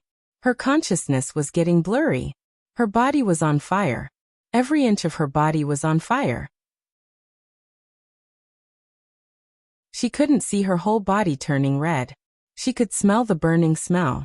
There was an 11 or 12-year-old girl with a ponytail standing in a courtyard house in a village in horror. The large beams of the house had collapsed. The beams had been burnt black by the fire, and had cracked into turtle shells. The surroundings were filled with thick smoke, making it difficult for people to see clearly. However, they seemed to be able to smell the thick smoke, making them choke with a tear-inducing smell. There were two adults sleeping beside her. A man and a woman in their 30s. They were covered in burns and didn't move at all. On the other side of the courtyard, there was a little girl sitting on the ground and crying uncontrollably. The girl didn't dare to move. Pieces of burning wooden beams were falling from above her head. She only dared to lift her sleeves to wipe her tears. Then she looked at the little girl with ponytails and cried her heart out. The little girl with ponytails ran from the other side of the corridor. She ran to the little girl with ponytails and said, "Sister, run. Bing Dan, I sprained my ankle. I can't stand up. I'll carry you." Bing Dan, run quickly. It's going to collapse. My parents are dead. I won't run. I'll carry you. You go find your parents. There were waves of thick smoke. The fire was burning more and more fiercely under the gusts of wind. Xiaqian couldn't see clearly. She could only see the pillars falling and the beams collapsing. The beams were burnt into black charcoal, and the black charcoal was covered in demon-like flames. Xiaqian could hear the sounds of people putting out the fire from all directions. She clearly saw the little girl with ponytails carrying the little girl with ponytails on her waist. As they ran, something fell down. It was hot and heavy. Xiaqian felt it. She threw the little girl with ponytails away. She looked at the middle-aged man and woman in the courtyard and cried, "Mom! Mom!" Her whole body was on fire. Someone was shouting, "Little Bing Dan, little Bing Dan." Qin Fian looked at Xiaqian convulsing. Her whole body was as red as a boiled crab. The bed was a mess. Chili peppers were spilled all over the bed. The woman was placed on the bed like a piece of cured meat for him to vent his anger. He looked coldly at his masterpiece. Then he took off his glove and put on his fake watch. "Mom. Dad." The almond-shaped eyes behind his spectacles narrowed. He bent down and leaned close to the woman's ear. He quietly listened to the muffled murmurs. "Mom. Mom. Run quickly." Qin Fian stood up. He was a little anxious. His hands were trembling.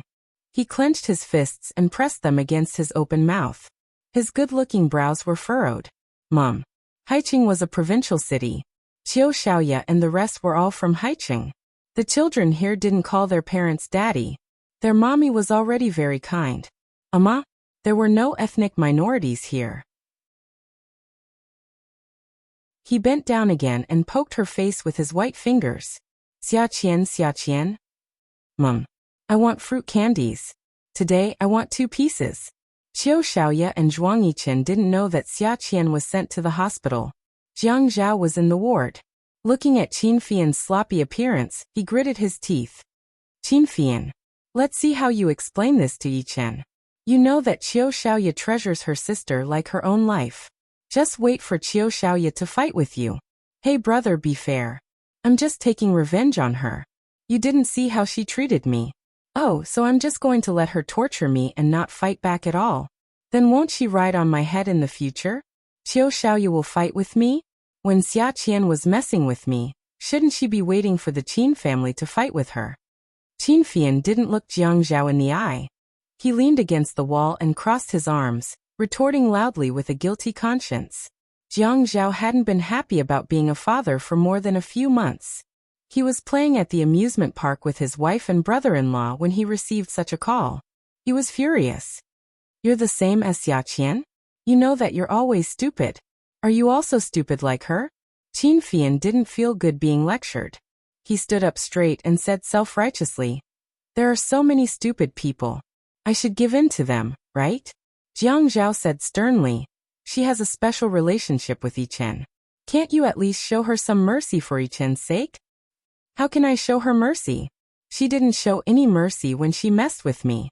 Call Zhuang Yichen. We can't keep this a secret." Jiang Zhao thought about it and took out his phone. Qin Fian snatched Jiang Zhao's phone and took out his own. "I'll take responsibility for what I did. I'll talk to him myself." He dialed the number. "Yichen, come to Renqin Hospital. I applied chili all over Xiaqian. She's unconscious now and is on N4 drip." There was no Zhuang Yichen's voice on the other end of the line. Instead, there was Xiao Ye's roar. "Qin Fian. I'm going to kill you." Qin Fian trembled when he heard this. It was as if she really wanted to kill him. Xiao Ye threw the phone and rushed into the kitchen without taking her handbag. She grabbed a kitchen knife, opened the door in her slippers and rushed out. Zhuang Yichen's expression changed, and he quickly followed her. Xiao Ye drove her own car and sped all the way, ignoring the traffic lights. Zhuang Yichen's car was behind Xiao Ye's. He caught up with her a few times, but Xiao Ye shook him off. Zhuang Yichen felt that the situation was serious, and he quickly called Qin Fian. "Qin Fian, you're a F*** beast. You know that Xiao Ye cares about her sister, but you're still so F** ruthless. No matter how deep the hatred is, can't you bear it for my sake? F***, no matter how much she goes, She's just a woman. Let me tell you, Xiaoya is going to find you with a kitchen knife. I can't keep up with her car. You better hide. When Qin Fian received Zhuang Yichen's call, he instinctively felt conflicted. He wasn't the one at fault, so why was everyone blaming him? He pushed his glasses up his nose and said coldly, "Let her come over. Xia Qian was the one who offended me first. I didn't provoke her. You can ask Qiu Xiaoya to come over. She dared to use a knife on me, so I'll do the same to her. I won't admit to anything." Qin Fian. Zhuang Yichen stepped on the accelerator. He didn't care about lane changes, traffic lights, or sidewalks. He didn't care about anything that could be passed. He just stepped on the accelerator and rushed over. "I apologize on behalf of Xia Qian, but you should avoid Qiu Xiaoya and give in to her. She's angry now. Are you really going to go against her?" Qin Fian pondered for a while. "What can I do? You all think that I'm in the wrong? How am I in the wrong? Can you have some basis for your words? What did I do wrong? Xia Qian kidnapped me. If I didn't injure my head, she wouldn't have let me go. If I was the one who was injured today, and someone tried to attack her with a knife, would you ask her to give in? When you speak, don't always take your stand. You all have your stand, but I don't. My stand has to disappear because of the person you're siding with, right?" Zhuang Yichen hung up the phone. He couldn't refute Qin Fian's words. He could only drive the car faster. Xiaoya's car rushed into the hospital. She didn't stop in the parking lot. She picked up the kitchen knife on the passenger seat and wrapped it with fabric in the car before rushing to the inpatient department. Awesome novel Xinwu 799.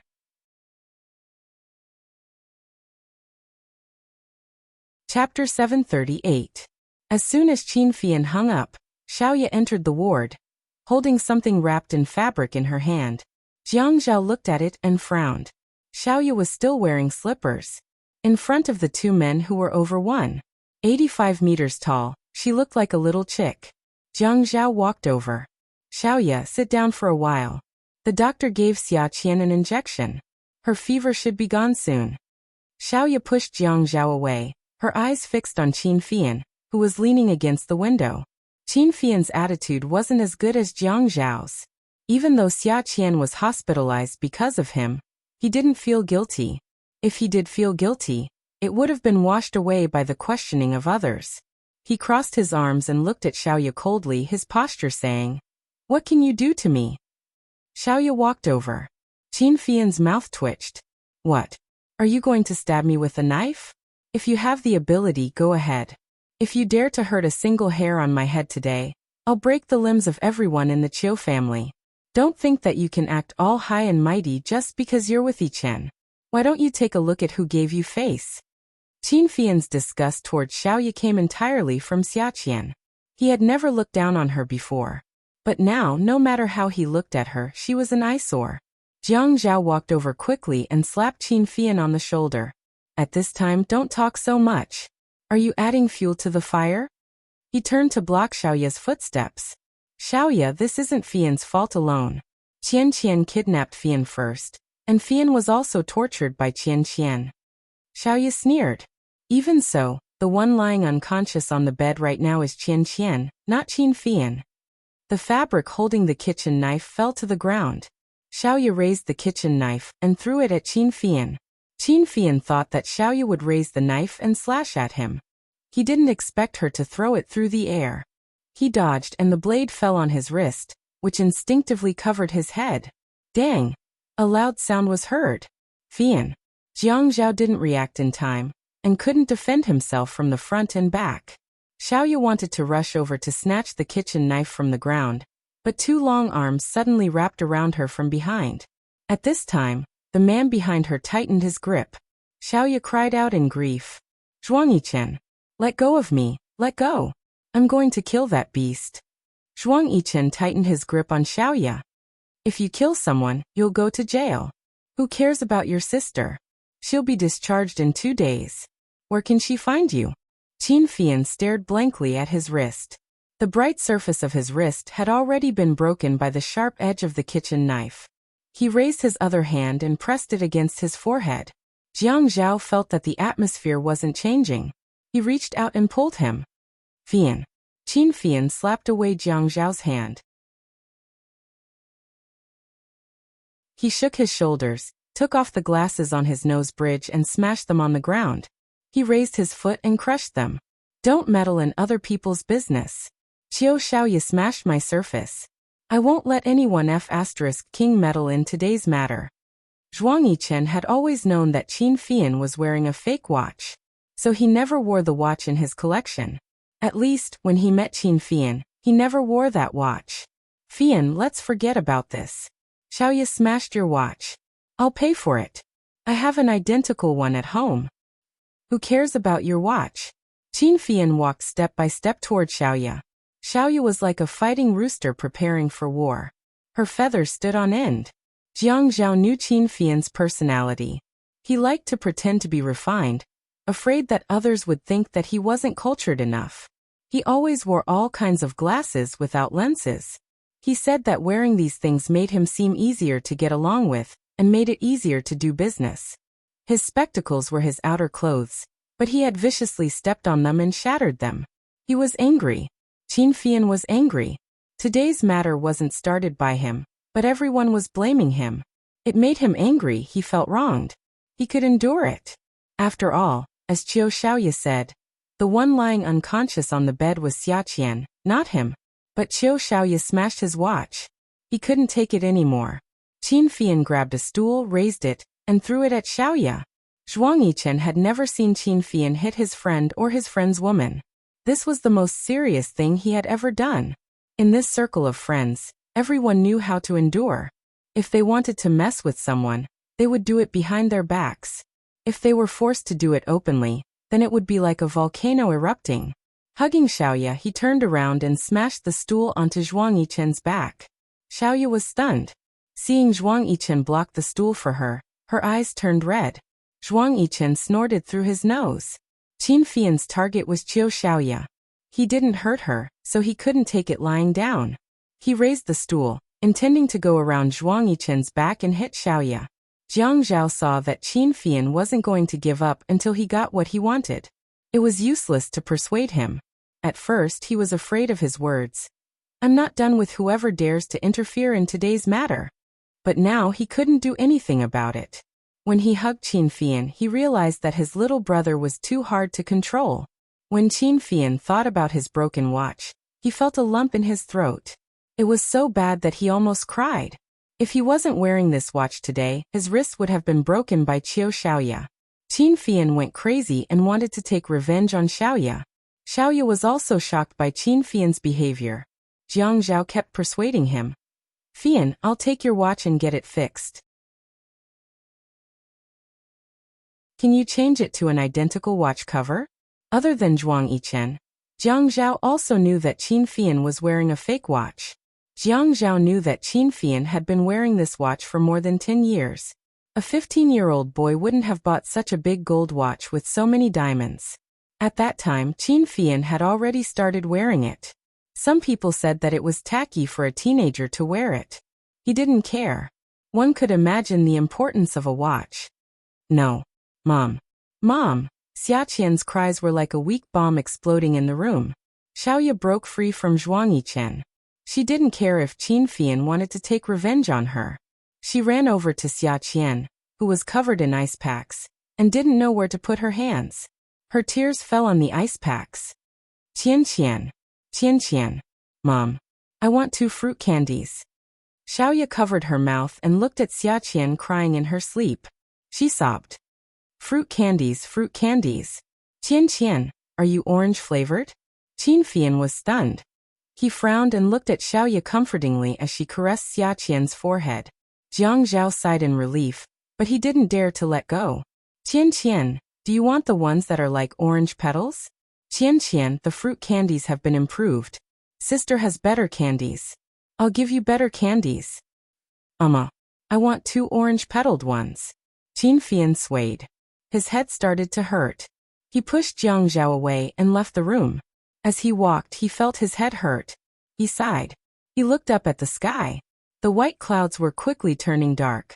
They were getting lower and lower, making it hard for him to stand. Xiaqian kept calling for her mom. She refused to answer Xiaoya. Xiaoya knelt by the bed anxiously. She saw Xiaqian's exposed skin turn red and black. She cried until her voice was hoarse. Bingdan, her sister is calling you. Can you hear me? Qin Fian drove back to the Qin mansion. Young master, you're so early today. Mom happily went to take Qin Fian's briefcase. Where's Grandpa? The old maid said with a mysterious smile. He's in the study. He's writing. I'll go over. Young master, what do you want to eat tonight? I like everything you make. Mom loved to hear this. She was so happy that her eyes narrowed into slits. Okay. Qin Fian pushed open the door to Qin Rongfang's study. He put on his usual smile. Grandpa, you're back? Yes. I don't have much to do today. Did the sun set in the east today? You came over for dinner without calling after work? Qin Rongfang had the demeanor of an immortal. He didn't look up. He held his sleeve in one hand and a brush in the other. He was inscribing on the landscape that he was painting. Qin Fian walked to the side of the yellow rosewood desk. The inkstone was placed in front of him. He held the black inkstone in his hand, making his knuckles look white and slender. When he ground the inkstone, he said slowly, Grandpa, have all the people who kidnapped me been caught? Qin Rongfang frowned. The brush stopped in midair. He put it on the shelf and looked at Qin Fian, who looked a little lonely. Of course. Those who dared to kidnap my grandson. Didn't I break their bones one by one? Grandpa, I don't think we caught all of them at once, right? You don't believe in Grandpa's methods? Qin Fian shook his head. I keep feeling that something is wrong. Asterisk. Since they were talking about the kidnapping 10 years ago, Qin Rongfang couldn't let his guard down. He rested his chin on his hand. You came back so early today because of this? Have a cup of tea and tell me slowly. Qin Fian put down the ink in his hand and wiped his hands with a wet towel. The aroma of tea filled the air. Qin Fian didn't like drinking tea. He liked coffee. No matter if it was bitter or had milk or sugar, it had a stronger taste than tea. He liked the taste of something fresh and more intense. Even if Qin Rongfang had opinions about his preferences, he wouldn't interfere too much. At most, he would say that he worshipped foreign things. Today, looking at his grandson who was frowning after drinking his partner's coffee, Qin Rongfang made the tea even more slowly. Fian, what do you want to say? Grandpa, how many people were involved in the kidnapping of me? 9. Qin Fian said again. But at that time, you paid the ransom. After the kidnappers were all caught, the ransom disappeared. Don't you think there were some fish that escaped the net? Qin Rongfang pondered for a moment and said. It was said that the ransom was taken away by the local villagers. No one was willing to say anything. We checked and it was indeed so. Looking at the thoughtful Qin Fian, Qin Rongfang asked, Fian, you also hid some things from Grandpa back then, right? Qin Fian didn't say anything. Qin Rongfang said again, Since you came back, I found that you were a little strange. How am I strange? At Hongcha 866.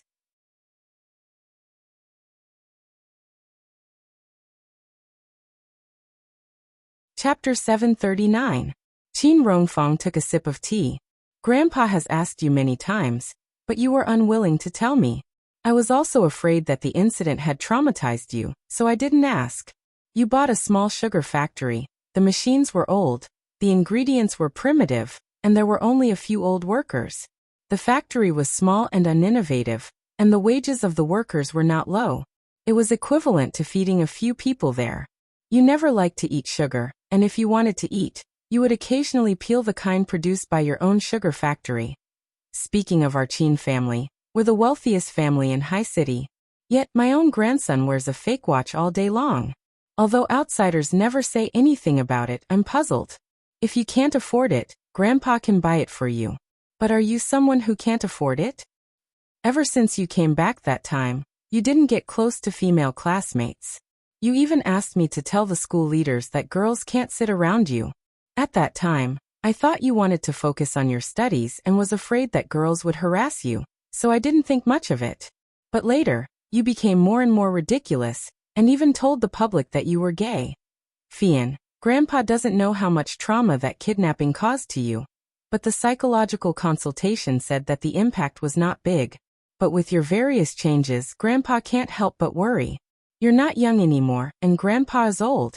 Grandpa can't force you to do anything, but you're the only child of the Chin family now. You're right. Your sister-in-law is pregnant with twins now, and you want to give one of them to Grandpa to take the surname Chin.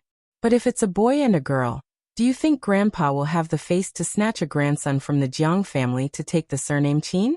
Even if Grandpa Jiang agrees, Grandpa can't do such a thing. Zhao Zhao's job doesn't allow him to have a second child. Grandpa can't do such things that make things difficult for others. Can you understand Grandpa's painstaking efforts? Qin Fian did not answer. Grandpa, these years, I've been looking for someone. A girl. Yes. Qin Rongfang was so agitated that he almost knocked over the teacup in his hand. Tell me, Grandpa will find her for you. Qin Fian lit a cigarette in annoyance. He rarely smoked. At home, Qin Fian did not allow the younger generation to smoke in front of him. Today he let Qin Fian do as he pleased. He even patiently waited for him to finish smoking before talking to him. Qin Fian exhaled a puff of smoke. The place where I was kidnapped was Wanderer Village, but I lived in Starfield Town for a period of time. I took the bus back to Sea City by myself, so I didn't tell you about this. Qin Rongfang's joy was suddenly covered up. You bastard! You didn't mention this part. What if there are some clues missing? What if something escapes the net? Qin Fian sighed. I was afraid that you would disturb the peace there. My benefactor lives in Starfield Town, and I visit him every year. In fact, I only didn't go the first year because you kept a close eye on me. But after that, every time I went, I only saw an empty courtyard. Then why are you telling me all this now? I was thinking that you hid the information about the kidnapping of me very well. Can you show it to me now? I want to see if it's because you saved me, and if that family was implicated. How could it be that they disappeared overnight? The villagers all said that the family went to the market and never went back. Qin Fian took a deep puff of the cigarette. After a while, he exhaled the smoke. The smoke swirled in front of him, grayish-white. It was smoking, and those wisps were fading away, circle by circle. But some memories seemed to be engraved in his bones and could not fade away at all. Hey, my name is Bingdan. You country people's names are really old-fashioned. Amma said that my name is very nice. Here's some candy for you. Today, Amma gave me 2 orange-flavored candies. Look, these orange petals look like oranges. We have a lot of candies at home. They're better than this. Then give me your candy. I don't give my candy to outsiders. I'll get you out of here. When you grow up and marry me, I won't be an outsider anymore. I can eat your candy. Okay, if I get you out of here, I'll give you my candy. No. You still want to marry me? Okay, I'll marry you. Then you can't divorce your wife like Father Nyo on the slope. Your mouth can't be like those people on TV, and you can't just let others kiss you. Okay, if you get me out of here, I won't kiss anyone else in the future. I'll only kiss my wife. Tomorrow, I'll let the children from the same village come over to herd the cows. I'll also bring my family's cows. My family is very rich and we have 3 cows. When the time comes, I'll fence the cows, put you in a straw basket, and get you out of here. No one will find out. When you marry me, I'll ask my Amma to give me the 3 cows as my dowry. What do you think? Not enough. You have to give me a watch as my dowry. I want a very expensive watch. Only then can I marry you. Okay, if you're good looking, I'll give you a watch. Asterisk asterisk asterisk, he didn't like being threatened. But at that time he was already bored in the cellar. As long as someone said that they wanted to get him out, he was willing to agree to anything. Anyway, after he got out, he could go back on his word. Bingdan told him that in her village, the 14-year-old swallow was already married, and the 16-year-old red plum was already a mother. Unbelievable, country people. In fact, most of the children in their teens had their first awakening of love. But at that time, he felt that his aesthetic standards shouldn't be like that. Bingdan's single eyelids weren't good looking. The children in the village ran around happily outside. and their skin was darker than the girls in the city. Bing Dan said that her family was very rich. In order to show that her family was very rich, she always stuffed meat into his bowl. She said that her family was very rich, and she ate too much. She was annoyed when she saw meat. Bing Dan was only 12 years old at that time. Qin Fian's vision was a little blurry. He touched his nose. Looking at the cracked surface on his wrist, his heart ached. He didn't know where she stole this watch. She went to the city with her appa that time, and didn't get hurt when they came back. Even her appa didn't know. In his eyes, Bing Dan was extremely smart. At that time, she probably wanted to prepare a dowry and marry him. She even said shamelessly in front of him, "I stole it because that person said that this was the most expensive watch." Bing Dan was extremely smart. The kidnappers hid him in the refugee village. There were mountains everywhere, and there were many potato sellers in the mountain valleys. No one knew. But Bing Dan could get a group of cowherd boys to cover up. They could smuggle him out of the potato cellar and steal the watch as a dowry. Bing Dan had a pair of single eyelids, but her eyes were especially bright. It was her pupils that were especially bright, and she always had a lot of ideas. He remembered that she always ran away happily. Back then, Bing Dan liked to fold candy wrappers. She would keep the candy wrappers after eating it and fold them into butterflies or dragonflies. At that time, she brought him out of the refugee village and brought him back to Starfield Town. He stayed at her house, and there were candy wrappers and dragonflies strung together under the mosquito net. When he left, she gave him packets of candy wrappers. When he couldn't find her, he followed the address on the candy wrappers, found the sugar factory and bought it. He originally wanted to torture Xiaqian to death, but when he heard Xiaqian call out "Mama" again and again, he had the urge to cry. At night, in Xiaqian's ward at Renqin Hospital, Qin Fian peeled off the candy wrappers. The candy wrappers made a cracking sound, and the petals of the past started to rain in his mind. It rained flowers all over the sky. He pinched open Xiaqian's mouth. Xiaoyu was about to kick up a fuss when she saw the hard candy that was like an orange petal. She froze. In the next second, Qin Fian had already thrown the candy into her mouth. Qin Fian pulled a stool across the bed and sat down facing Xiaoyu. "Xiaqian should be from Starfield Town, right? How did you know?" Qin Fian's heart skipped a beat, but he still hoped that he could calm down. Maybe she wasn't. A 12-year-old girl couldn't have changed so much in just 10 years. His impression of Bing Dan was completely different from Xiaqian.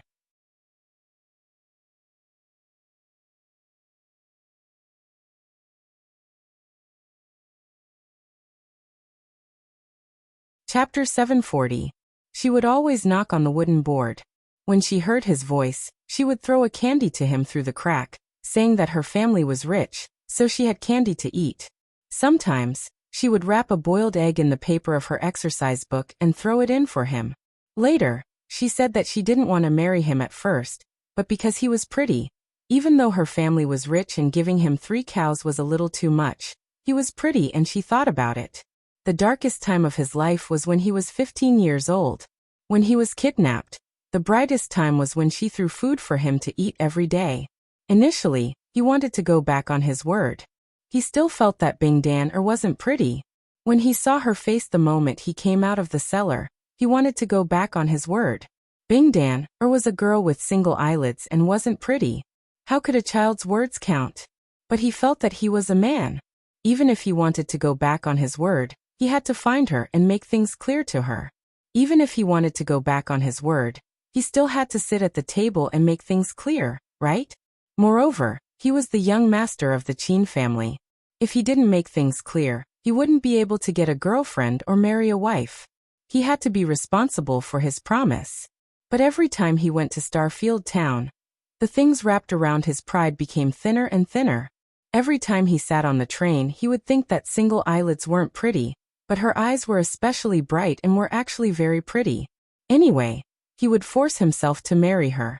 After all, he was a man. How could he go back on his word? Every time he went to Starfield Town, he brought more and more things with him. He always wondered if she liked more things now that she was a little older. She was 15 or 16 years old, and she was 18 to 19 years old. Girls always like different things.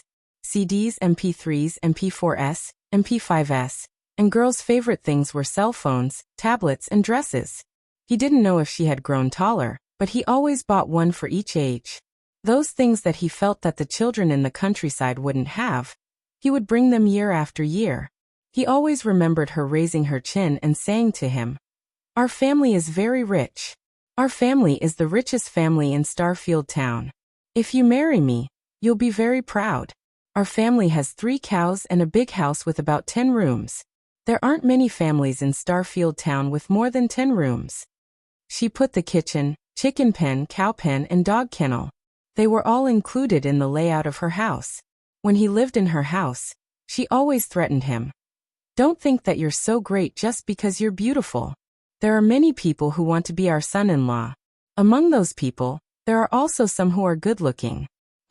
There are even people who are better looking than you." Until one day, when she stuffed some money into his hands, she said with reddened eyes, "My mother said that you're the child of a rich family, so you should go back home. My mother said that your family will be worried. My mother said that your family is richer than mine, so you can wear different clothes and shoes every day. We can't afford them. My mother asked me to send you to the train station and let you go back to the provincial capital." That day when she sent him to the car, she only asked him, "Do you still mean what you said?" He just nodded. She grinned. Let's go. When I enter junior high school, there will definitely be a lot of boys who like me. If you don't hurry up and marry me, I will be snatched away." After the car drove out, he stuck his head out to look at her, and saw that she was wiping her tears. When she saw him stick his head out, she immediately smiled at him. At that time, his eyes were also blurry. Other people said that children in the countryside were shy, but he had never thought so. This was because there were many girls in the countryside who got married at the age of 14 or 15. Many of them stopped studying and got married when they entered junior high school. In fact, he went to Starfield Town many times a year. He was really worried that she would get married before finishing junior high school. However, Bing Dan said that her family was rich and she didn't have to quit school to get married. She still had to go to university because she was the only child in the family and her parents could afford it. Thinking of this, he wasn't so anxious. The more he didn't see her in these years, the deeper his impression became. It was so deep that he couldn't erase it from his mind. Later on, it was so deep that he felt that there was no girl who was prettier than Bing Dan. Bing Dan had the world's prettiest single eyelids and the world's prettiest eyes. They sparkled like stars. There was always sweat on the tip of her little nose, and she was cuter than anyone else. Her teeth were like small beads, and when she bit on the hard fruit candy, there was a crunching sound. When she smiled at the sunlight, her little white teeth reflected the light. Chin Fian felt that water had entered his ears. They were wet and he casually reached out to touch them. His chest heaved up and down and he spurted out from time to time. He took a deep breath and then sniffled. Finally, he raised his arm and covered his eyes. He didn't dare to stay in Xiaqian's ward. He didn't dare to think about how he had treated her. He couldn't even forgive himself. How could he let others forgive him? Chin Fian turned over. His body curled up into a ball. His sobs were very suppressed. The depression in his heart made his entire stomach ache. He didn't know what he did wrong. God just had to go against him.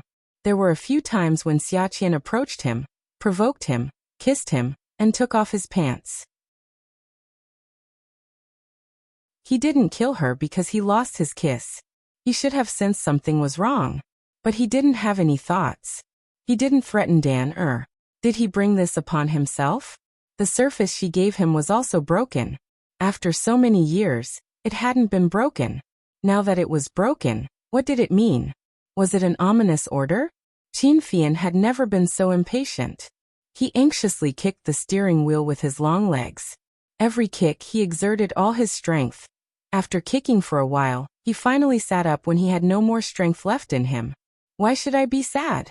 Why should I be sad? I found the person I wanted to find. Shouldn't I be happy? I didn't know that she was Dan. Didn't she mess with me too? Does she want to break off the engagement because of this? No way.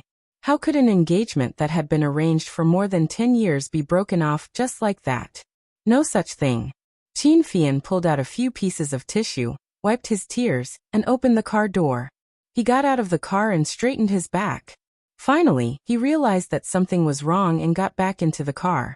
When he started the engine, he realized that the steering wheel was a little crooked. Jiang Zhao and Zhuang Yichen had been in the ward the whole time because they were afraid that Xiaoya and Qin Fian would fight. But just now, they clearly felt that the two of them didn't quarrel anymore. There seemed to be an indescribable tacit understanding between them. In fact, even Xiaoya couldn't figure out what was going on. She guessed that Qin Fian really wanted her to get better. Everyone saw Qin Fian's abnormality. Jiang Zhao guessed something, but he couldn't be sure. So he waited. What he waited for was Qin Fian entering the ward with a big bouquet of roses. He had his usual smile. The glasses on his nose bridge fit his face perfectly. Looking at the person lying on the bed, one could think of a word. A beast in human clothing. He didn't mind the awkwardness of making a scene during the day. He waved his hand familiarly and said hi to everyone. Xiaoya's mouth twitched. When Qin Fian came in with a serious expression, she felt a little better. But this cheeky smile of his was really asking for a beating. Qin Fian handed the roses to Xiaoya. Zhuang Yichen snatched it and threw it on the other empty bed. Qin Fian, what are you doing? What am I doing? You're so annoying. Qin Fian rolled his eyes at Zhuang Yichen. He picked up the flowers on the empty bed and handed them to Xiaoya. This time he didn't give Zhuang Yichen a chance. He knelt on one knee. Sister Xiaoya, marry Xia Qian to me. Pft, pft, pft. Xiaoya, Zhuang Yichen, and Jiang Zhao. The three of them almost spat at the same time. Jiang Zhao felt that this was a very valuable piece of news. He was a little excited and quickly walked out of the ward to call Qin Rongfang. Grandpa, did you know? Fian proposed to a girl. Qin Rongfang was drinking tea and almost spat it out. He clutched his chest and quickly made himself lie flat on the sofa to calm his heart before asking, Really? Really, but that girl is in the hospital now. You know her too. Last time, she ate stinky tofu and kissed Fian. Later, when Yin Yi and I returned to Jiang District for our wedding, she was the bridesmaid Xia Qian. Qin Rongfang wasn't disappointed. Instead, he asked curiously, her? Yes, but she's in Renxin Hospital. It's all Fian's fault. Qin Rongfang hung up the phone and shouted anxiously, Old Wu! Old Wu! Prepare the car! Prepare the car! Xiaoya couldn't take this kind of provocation. Qin Fian looked like he wanted to kill her before, but now he was calling her sister and kneeling down. Besides, the doctor had said that Xia Qian's injury would be fine as long as her temperature was lowered. She was still being sedated, so she couldn't feel the burning pain. Her fever should be gone by noon tomorrow. It wasn't a terminal illness, so he didn't have to take such responsibility. But Qin Fian looked very serious. Zhuang Yichen put his hands on his waist, bent down, and moved his face in front of Qin Fian. He frowned as if he was studying a cultural relic. Hey Fian, your rhythm isn't right. Qin Fian glared at Zhuang Yichen and snorted. My rhythm is always right. Then he continued to raise the flowers in front of Xiaoya. Even if you want to pretend, don't harm my sister-in-law, Zhuang Yichen added. When Xiaoya heard this, she suddenly remembered that Qin Fian was gay. Damn, wasn't she pushing her own sister into a fire pit? Qin Fian, get up. The doctor said that she didn't burn anything. My sister doesn't want you to take responsibility. Why don't you want me to take responsibility? Qin Fian was confused. That's not right. I really want to take responsibility. Why don't you let me? Zhuang Yichen swallowed again and reached out to touch Qin Fian's forehead. You don't have a fever, do you? Did your boyfriend fight with you? Qin Fian slapped Zhuang Yichen's hand away in annoyance and stood up with a whoosh. He shoved the flowers in his hand into Xiaoya's hand and said righteously, Anyway, I don't care anymore. Since you don't want me to take responsibility, then let her take responsibility for me. After this incident, my heart has been seriously damaged. Do you know what she did to me? Not only did she strip me naked, she even broke my orange flowers.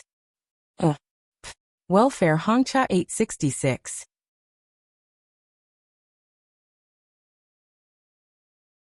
Chapter 741. Qin Fian glanced at Zhuang Yichen and Xiaoya. At this time he sat on Xia Qian's bed. After sitting on it, he propped himself up with his arms and stood on his tiptoes. He looked calm and composed, as if he was the host. Since you think that Xia Qian's injuries aren't serious and that she'll recover soon, I'll tell you how serious my injuries are. Qin Fian grunted. Don't think that I look like a good person who's fine right now. My heart has been hit hard. Do you know how fatal the blow to a man's self-esteem is when he's kidnapped by a woman, a short woman? Qin Fian talked about his own pain, but there was no sadness on his face. Instead, he shook his neck and leisurely talked about the insults that he couldn't bear to be mentioned. Xiaoya's mouth was agape. She had seen a lot of shameless men. Really, she had seen a lot of beasts in the upper class. Sometimes, she could hear those rich playboys say shameless things outside the changing room. But Qin Fian was like this. She really felt ashamed for him. How was he shameless? He had no face at all. Qin Fian, you can't blame Xia Qian for this. You've had many enemies. Ever since she found out that Xia Qian had provoked Qin Fian first and that her body was fine, she didn't hold a grudge against Qin Fian. Now that she heard that a gay man wanted to marry her sister, she could only persuade him patiently. She was afraid that this man would give up and hurt her sister. Yes. Qin Fian raised his hand and pointed at Xiaoya. He snapped his fingers beautifully. Xiaoya Jie is right. He tilted his head and looked at Zhuang Yichen, who was studying him. He rested his chin on his hand. Hey Yichen, did you hear what Xiaoya said? Well, Qin Fian, I think there's something you need to change. One is Sister Xiaoya, and the other is Yichen. Shouldn't you unify your seniority? Qin Fian shook his head. Why should I correct it? I call you Big Sister just like my wife. You haven't gotten your marriage certificate with Big Sister Xiaoya yet. We can't mess this up. If brother-in-law changes in the future, I'll be calling you Big Sister for nothing. After saying that, he looked at Xiaoya and said, Right, sis? Xiaoya rolled her eyes. He was already calling her his wife. Damn, Qin Fian's marriage speed is like a rocket? Qin Fian changed his words very quickly. Zhuang Yichen gritted his teeth and raised his foot to kick Qin Fian's leg. Qin Fian jumped up from the bed to dodge. Zhuang Yichen glared at him. Qin Fian, I never knew that you were so annoying. Sis, look, he's afraid that I'll tell the truth. Xiaoya waved her hand. Stop calling me sis. You're making me sound old. I still have to call you sis. Qin Fian placed his hands on his waist and began to do the 8th set of radio calisthenics. His butt moved in big circles as he said lazily, You said it yourself. We've had many feuds, and she's always the one looking for trouble, right? The first time, she ate stinky tofu and even bit me. Sis, you saw it, right? She kissed me in front of so many people. Everyone knows that. That was my first kiss. How could she take it away just like that? Xiaoya facepalmed. Zhuang Yichen simply sat down and flipped through the magazine. Don't talk about integrity with a young master who says that he's gay every day. He doesn't have it at all. If he did, he definitely wouldn't let anyone know that he's gay. The second time at the swimming pool, she took off my pants. You all know about it, right? Other than when I was young and couldn't take care of myself, my pants have never been taken off by anyone in my life. Tell me, who's the one responsible? This time she kidnapped me again. Not only did she hurt my pride, but she also left a serious psychological shadow in me. This shadow might stay with me for the rest of my life. Go and take a look at that room. She bought a bunch of things on the table. She bought some tools to torture me. If you saw it, wouldn't you criticize her cruelty and sympathize with me? She should be despised by the whole world. You said that a man like me was tied up by her and was completely naked. She even touched me all over my body. Qin Fian then remembered that Xia Qian had also touched him there. His face turned red and he coughed. He quickly said, Anyway, she committed a heinous crime. If she doesn't want to take responsibility for me, I won't let it go. Xiaoya nudged Zhuang Yichen. Yichen, say something. You'll pay for it. Okay, you. Let young Master Qin name a price. Zhuang Yichen didn't even raise his head. Qin Fian stopped exercising and frowned. Can money make up for the damage that Xia Qian has done to me? Do you think that my mental health isn't important? Xiaoya saw that Zhuang Yichen didn't care, and was a little anxious. You still want to take revenge on Qian Qian? Qin Fian, let me tell you, there's no way you're planning to do that. He was gay. If he married Xia Qian, wouldn't she be a widow for the rest of her life? How can I take revenge on her? What are you thinking? Qin Fian felt that he couldn't communicate with Xiaoya. They had talked about responsibility, but now they were talking about revenge. Jiang Zhao re-entered the room. Qin Fian immediately went over and put his arm around Jiang Zhao's shoulder. Brother, if you help me marry Xia Qian, I'll let Xia Qian give birth to a grandson of the Qin family. You don't have to bring your baby over. What do you think? What are you doing? Jiang Zhao laughed. Since when did you like Xia Qian? Qin Fian leaned his arm on Jiang Zhao and said, Xia Qian and I are engaged. Do you remember when I was kidnapped? This watch of mine was stolen by Bing Dan and given to me. After saying this, he looked at Xiaoya unhappily. Now Xiaoya doesn't want to marry Xia Qian to me. She wants to break off the engagement. I don't think that's right. Engagement. Engagement? Everyone's jaws almost dropped. Qin Fian nodded. Yeah, but she doesn't remember it now. Even if I tell her, she won't believe me. So she might as well marry me. It's fine as long as I remember it. Zhuang Yichen sneered. Melodramatic. Xiaoya agreed. Melodramatic. Jiang Zhao nodded. A big pot of melodramatic. Qin Fian told Xiaoya a lot about what happened back then, but Xiaoya didn't believe him. But Jiang Zhao believed him. Zhuang Yichen also slowly raised his head and believed him more and more. Qin Fian's reputation as a homosexual had long been known. He always did things his own way. If he wanted to mess with Xia Qian, there were a million ways. Why did he have to do this? Qin Fian was a businessman. He wouldn't sacrifice his whole life for a moment of anger. At this moment, the door of the ward was pushed open. Qin Rongfang rushed in with the butler, Uncle Wu. When Qin Fian saw his grandfather, he immediately went over to support him. Grandfather, what brings you here? Qin Rongfang couldn't be bothered with him. He only looked at the girl on the bed. She was all red. Is this the person you wanted to propose to? Grandfather, you have to make a decision for me. Her family doesn't want to take responsibility. Qin Rongfang's mouth twitched. Nonsense. She's the one lying here. You're fine. Then take a look at my forehead. Qin Fian reached out to brush away the bangs on his forehead. Sure enough, there was a large bruise. The blood clot on it had already formed a scab. It was covered during the day, so it couldn't be seen. Grandfather, I have a marriage contract with her. When I was in exile, she said that she wanted me to marry her. She can't deny this, right? Xiaoya saw Qin Rongfang and her attitude was much better. Grandfather Qin, this is ridiculous. You can't believe it. Qin Fian whispered in Qin Rongfang's ear. It's up to you whether you want a great-grandchild or not. Anyway, I don't want anyone except Xia Qian. Qin Rongfang was stunned, and then he was ecstatic. The next day, when Xia Qian woke up, the first thing she saw was Qin Fian. Qin Fian pushed the glasses on the bridge of his nose. He grinned at Xia Qian. When Xia Qian saw Qin Fian, she shrank back in fear. Why are you here? Xiaoya reached out and slapped Qin Feifang's face and pushed him back. Qian Qian. Qin Fian pulled Xiaoya's hand away and grinned at Xia Qian. When Qin Fian called her Qian Qian, Xia Qian immediately burst into tears. She hugged Xiaoya and didn't dare to let go. She sobbed and said, Sis, I was wrong. I won't mess with him anymore. Ask brother-in-law to tell him not to seek revenge on me. Qin Fian was stunned. Xia Qian, who was in Xiaoya's arms, was crying sadly and panically. His smile froze on his face and slowly collapsed. He couldn't smile anymore. Qin Fian took out a candy from his pocket, walked over, and handed it to Xia Qian. Bing Dan, don't cry. Have a candy and you'll be happy. It's my fault. Look, it's orange petal, orange flavored.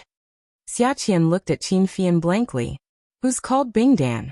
Only a country bumpkin would have such an old-fashioned name. She looked at the candy handed over, and despised it. Oh my God, how old-fashioned are you? This packaging is really lousy. One look and I can tell it's cheap. Qin Fian's heart ached. The thing that he treasured so much was now being despised by others. Had it become a habit for him to be obsessed with it? After the chili incident, Xia Qian really didn't dare to cause trouble for Qin Fian anymore. She was afraid. She had never been retaliated against like that before. She probably wouldn't forget it for the rest of her life. Qin Fian could only treat this as a last resort. The girl ignored him, and he had no experience in wooing girls. No matter how busy he was, he would definitely go to Ninth Mansion to please his sister-in-law. He wanted to know a little about the girl's mentality. It was fine if he didn't go. After he went, the conflict escalated. Sister-in-law, tell me, what do girls like? What do they like in the morning, at noon, and at night? What should I do so that the girl won't hate you? Yi Er came back from the dance studio every day, and still had to listen to Qin Fian's nagging. She was already annoyed. But Qin Fian just had to say these things. Why didn't Jiang Zhao ask her what she liked in the morning? What did she like in the afternoon? What did she like in the evening? Why didn't he ask her what he should do so that she wouldn't hate him? She was unhappy in her heart, but she still told Fian her thoughts. Fian, it's like this.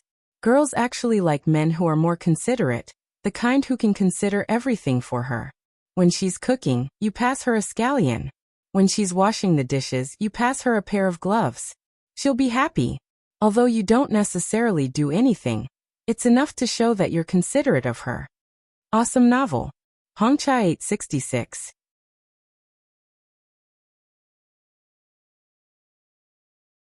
Chapter 742. Oh, be romantic. Give her some flowers when you're free. Girls rarely dislike flowers, really. Even if it's just one flower, if she likes you, she'll like you. Qin Fian sighed. What if she hates me? Yi Er also knew about Qin Fian's situation and sympathized with him. Why don't you like someone else? Qian doesn't even remember you. Why should I like someone else? I remember her. Qin Fian ate 2 grapes and waved his hand. Forget it. I'll just attract her attention anyway. As soon as Qin Fian left, Yi Er came looking for trouble with Jiang Zhao. Why don't you give me flowers? Give me one every day. Aren't there flowers in the vase every day? Isn't it troublesome to buy more? 3 or 4 pillows flew at him. Qin Fian's pursuit of girls was still at the most primitive stage. If he couldn't get her, he would scratch the wall anxiously. Xia Qian hated him and was afraid of him. She just ignored him. Sending her flowers, treating her to a meal, and giving her gifts were all useless. At night, Qin Fian went to look for Qin Rongfang again, and threw a tantrum. When are you going to marry my wife? Qin Rongfang was no longer in a hurry. When he first found out that his grandson liked women, he was so angry that he almost turned into fireworks and shot into the sky. But now that he saw his grandson anxious like an ant on a hot pan every day, Qin Rongfang felt better. He felt like he was taking revenge. You can be anxious all you want, but I'm not anxious. Qin Rongfang drew his mountains and rivers, forests and birds, dipping his brush in ink and sprinkling colors. It was his style of handling things calmly. Grandpa, you don't want to have a great-grandson, do you? Qin Rongfang replied. I don't want to. With Zhao Zhao and Yi Er's child, I don't have to worry. Zhao Zhao's child will definitely be smart and cute. Look at how he and Yi Er are so good-looking. The child will definitely be very beautiful. Qin Fian was so angry that he wanted to vomit blood. He stomped his feet. You don't care? Fine. Since you can't do anything about it, then let's just leave it at that. When the people at the station get together with her, I'll give up. I can't be without her. Qin Rongfang smiled faintly. You don't really like men anyway. There's no need to insist on anyone. We can change. Qin Fian had long seen through Qin Rongfang's thoughts. This old fox, after knowing that he was not gay, he ostracized him, took revenge on him, and targeted him for everything. This old fox just wanted to see him anxious. Fine, he would show him anxious. She's my fiancée that I got engaged to when I was 15 years old. Why should I change her? Fian, don't be impatient. Everything has to be calm. Without Xia Qian, won't the earth stop spinning? Wouldn't my great-grandson be settled then? Qin Rongfang used an extremely serious and educational tone to say something out of place. Qin Fian took a step back and distanced himself from the desk. He pushed up the glasses on the bridge of his nose and glanced at the old man who was painting. He clicked his tongue several times. How sinister! Who could be more sinister than this old fox? He actually wanted to drug him? Good. Luckily he had a nest outside. Otherwise, he wouldn't even know if a woman was stuffed into his bed in the middle of the night. Grandfather, you shouldn't have done things that would make a junior feel ashamed.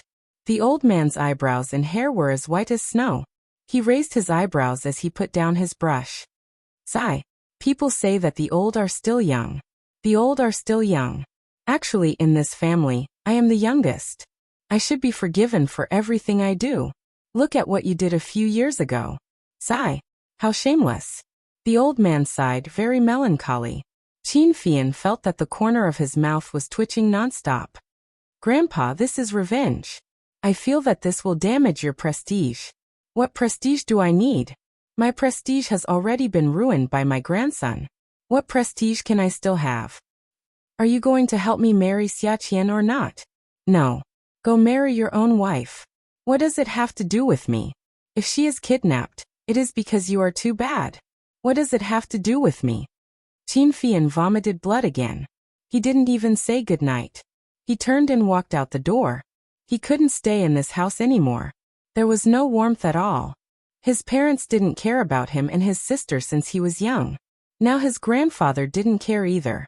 He didn't even care about his marriage. He couldn't stay in this house anymore. Qin Fian held a little temper in his heart the whole way. He walked down the corridor to Fei Yu's room. Looking around, there was no one in the empty bedroom. The bathroom was also empty. After looking around, shouldn't Fei Yu be doing her homework at this time? He didn't know where his intuition came from, but Qin Fian walked towards the small awning on the top floor. Feng Sheng, it's not right. You can't write it like this. Luo, look, you have to hold the brush with strength. When you hold the brush, your palm must be empty. It feels like you can put an egg in it. Don't use the strength of your arm to pull the brush. You have to use the strength of your wrist and knuckles. Fei Yu adjusted the position of the brush in Feng Sheng's hand. She spoke softly to Feng Sheng. The light in the small canopy was white and bright, clearly illuminating the figures of the young man and woman. The boy's features were delicate and pretty, while the girl was quiet and elegant. On a round stone table, there was ink and paper. The brush was in the boy's hand. Fei Yu's hand was on the boy's, teaching him patiently. After Feng Sheng finished writing a word, he glanced at Fei Yu. His writing was getting smoother and smoother. Fei Yu clapped her hands in praise. Feng Sheng, you are amazing. You write so well. You haven't been learning for long. I've been practicing calligraphy for so many years. Feng Sheng looked at Fei Yu and saw that she had stopped. After a while, the atmosphere became awkward. Feng Sheng's face heated up. He shyly lowered his head and continued to write. Feng Sheng, you know how to write. Write down your home's address, okay? I will definitely help you find your home. A heavy blob of ink was printed on the snow-white paper. Feng Sheng's brush instantly lost control of itself, and the tip of the brush split open. Fei Yu was startled. She looked at the youth's hand holding the brush. Under the light, the knuckles were pale and blue. Feng Sheng lifted the brush and dipped it in ink. On the snow-white paper, the charcoal black handwriting appeared. Under the light, it was wet. You want to chase me away? No. Facing the boy's silent but powerful questioning, Fei Yu hurriedly waved her hand. Today, her hair was tied back with a white string. Her beautiful face was exposed and it was hard to hide her panic. Feng Sheng, I'm just afraid that you will miss home. You will miss your father, your mother, and maybe your grandfather. Feng Sheng, I didn't chase you away. But in our house, I can't make the decision. You are a servant in our house every day and can't go to school with me. It's so hard. If you go back, your life will be easier. You should go to school. Fei Yu lowered her head. Her shoulders were slightly trembling. When she raised her face again, she looked at the boy with clear tears in her eyes. Today, I told grandfather to let you go to school, but grandfather didn't agree. Feng Sheng, you should go to school. Go to university, take the postgraduate entrance exam, and more. You are so smart. The soft tip of the brush could write with the strength of a knife. You despise me for not going to university. No. Fei Yu stomped her foot.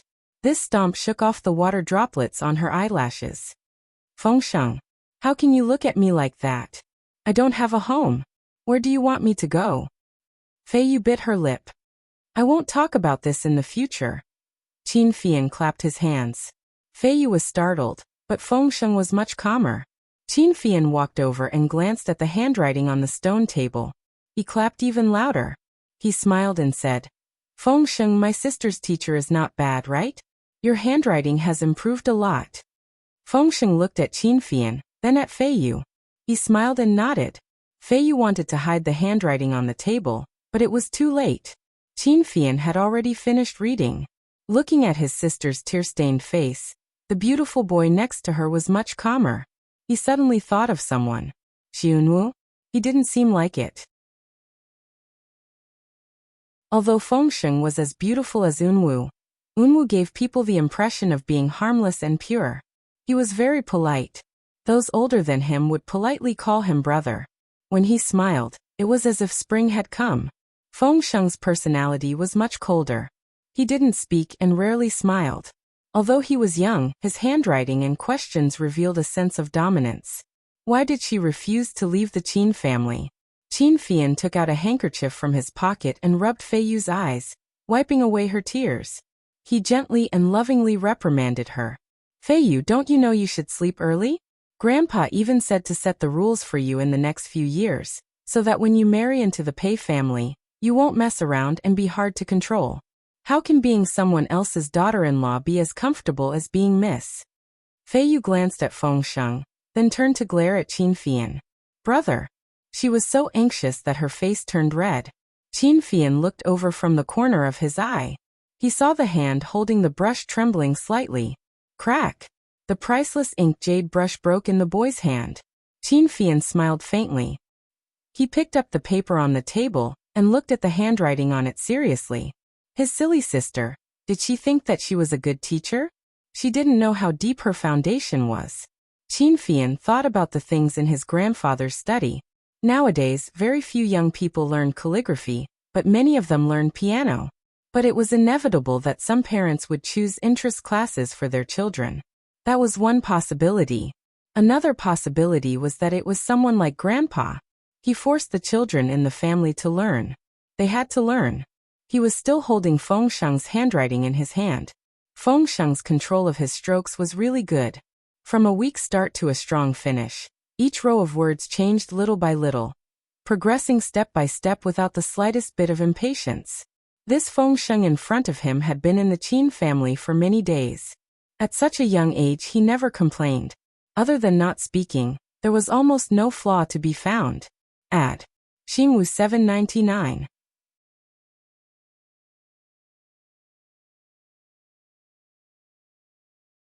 Chapter 743. But the doctor said that there was nothing wrong with his vocal cords. The reason he couldn't speak was probably due to psychological trauma. Qin Fian's eyes landed steadily on Fengsheng. He sized him up and finally looked into his eyes. When Qin Fian's gaze landed on Fengsheng, he didn't avoid Qin Fian's scrutinizing gaze. After a moment he lowered his head, pretending to be afraid. But he didn't relax his grip on the ink jade pen. The weather was a little cold now, but these two people actually had the leisure to come to the top floor of Fei Yu's residence to write. Really? Qin Fian blew at the ink on the paper in his hand and said lightly, Fengsheng, you're still young. You should go to school. I've found a school for you. Fengsheng raised his head and looked at Qin Fian blankly. It's in Jiang District, an elite school. Don't worry, the Jiang family and our family are in-laws. When you go to school in Jiang District, you will be well taken care of. Fei Yu was stunned.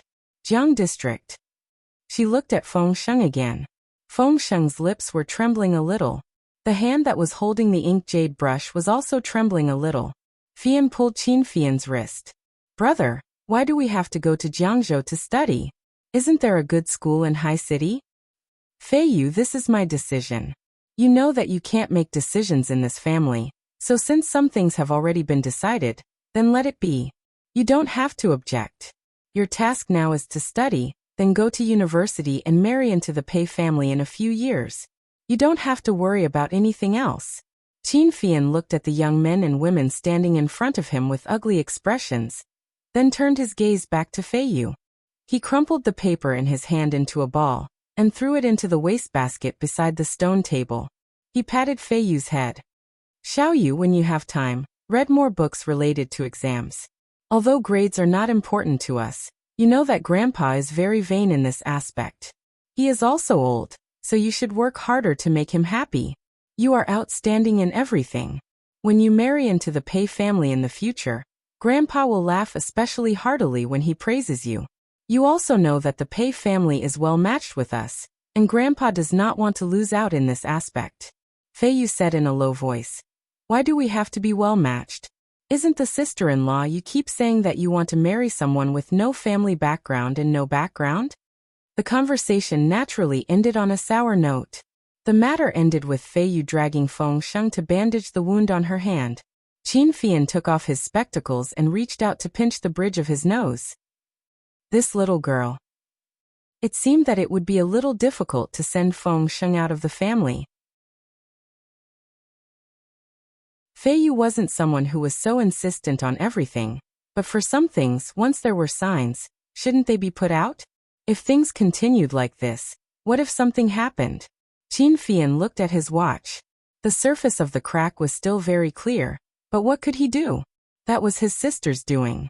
He could only endure it. Fortunately, he could still force himself to look at the time. At this time, she should be riding her bicycle.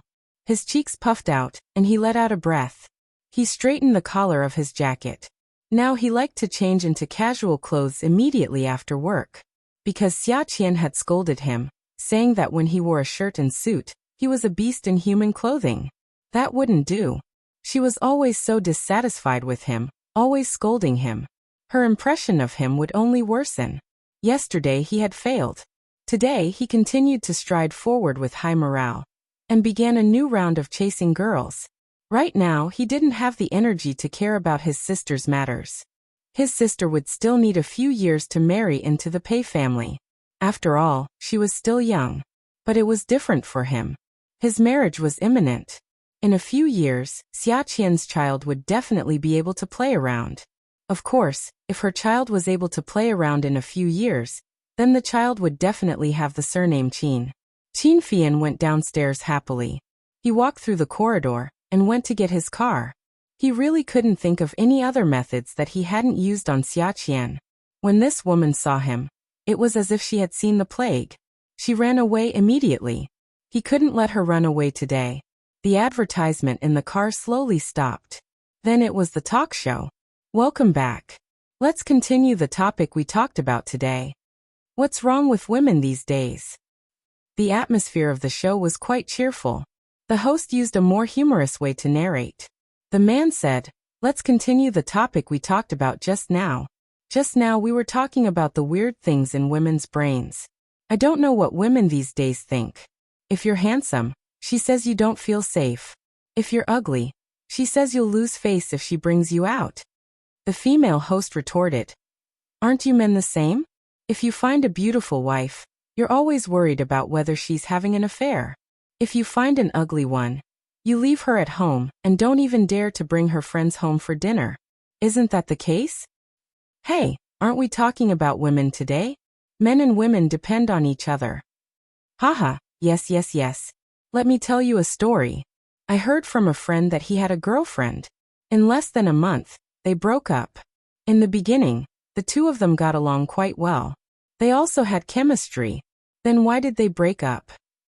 He said that on the last day of their breakup, after they had a candlelit dinner, he held the girl's face and looked at her with deep affection. How good, how romantic, how right the rhythm was. For a long time, the girl's eyes blinked and blinked. He was dazed. In the end he asked, "Can I kiss you?" The girl shyly said, "Annoying. Why do you only think about these things?" Then, he let go of the girl and sent her home. That was the last time they spent together. The female host laughed. If it were you, what would you do? What would I do? What's there to ask? Kiss her. If you kiss her, you'll become one of us. If you don't, you'll get a slap on the face at most, right? It's like trading in the stock market. There are risks, but there are also rewards. God, do you have to be so violent? This isn't violence. This is fighting. When you can't be sure whether it's abuse or abuse, just accept it with a masochistic attitude. Who knows, there might be a surprise. So Qin Fian concluded that what happened that night was caused by listening to the unhealthy radio program. Qin Fian followed the road that Xia Qian rode on every day. He drove slowly, looking for her shadow. Xia Qian was drenched in sweat as she rode forward on her bicycle. The lights of the city spread out and she ran back. Life is about movement. So if you want to live long, you have to exercise. Qin Fian's car followed Xia Qian. He was thinking about how to put the words he said on the radio into action. He felt that he was a smart person. It was easy for him to draw inferences about other things. Everything could slowly become clear through his brain. Following the guidance and instructions of the radio host, Qin Fian analyzed Xia Qian. Xia Qian thought that he was handsome and insecure. When he lived in Starfield Town, she always watched him and didn't allow him to talk to other girls. Every day, there would be many girls at home bringing fruits and boiled eggs to her house for him to eat. She would keep all of them. Who knew if he would eat those things? She was obviously jealous, but she never admitted it. She even said that there were boys who wanted to marry into her family who were better than him. Qin Fian felt that the first step now was to put the question, "Can I kiss you?" into practice. According to the program, he shouldn't ask a girl if he could kiss her. He should just kiss her. This logic made sense. Treat you to a meal? Will you do me the honor? What honor? I just want to have a meal with you. Come with me. Treat you to a movie? Is that okay? Is that okay? I just want to watch a movie with you. I have to go. There were also things like holding hands and kissing. I just want to hold hands and kiss without any warning. What's there to talk about? What's there to talk about? He would press her down and kiss her. After kissing her, they would become family. At most, he would get a slap on the face. Right now, he couldn't wait for her to slap him. Only then would he be able to get back at her. After making up his mind, Qin Fian did one thing, and that was to kidnap Xia Qian. Yi Er slept on the bed, tossing and turning uncomfortably. After 3 months, her belly had become much bigger. Other single babies only showed signs of pregnancy at 3 months, but she was already 5 months pregnant. After turning over, Jiang Zhao immediately woke up.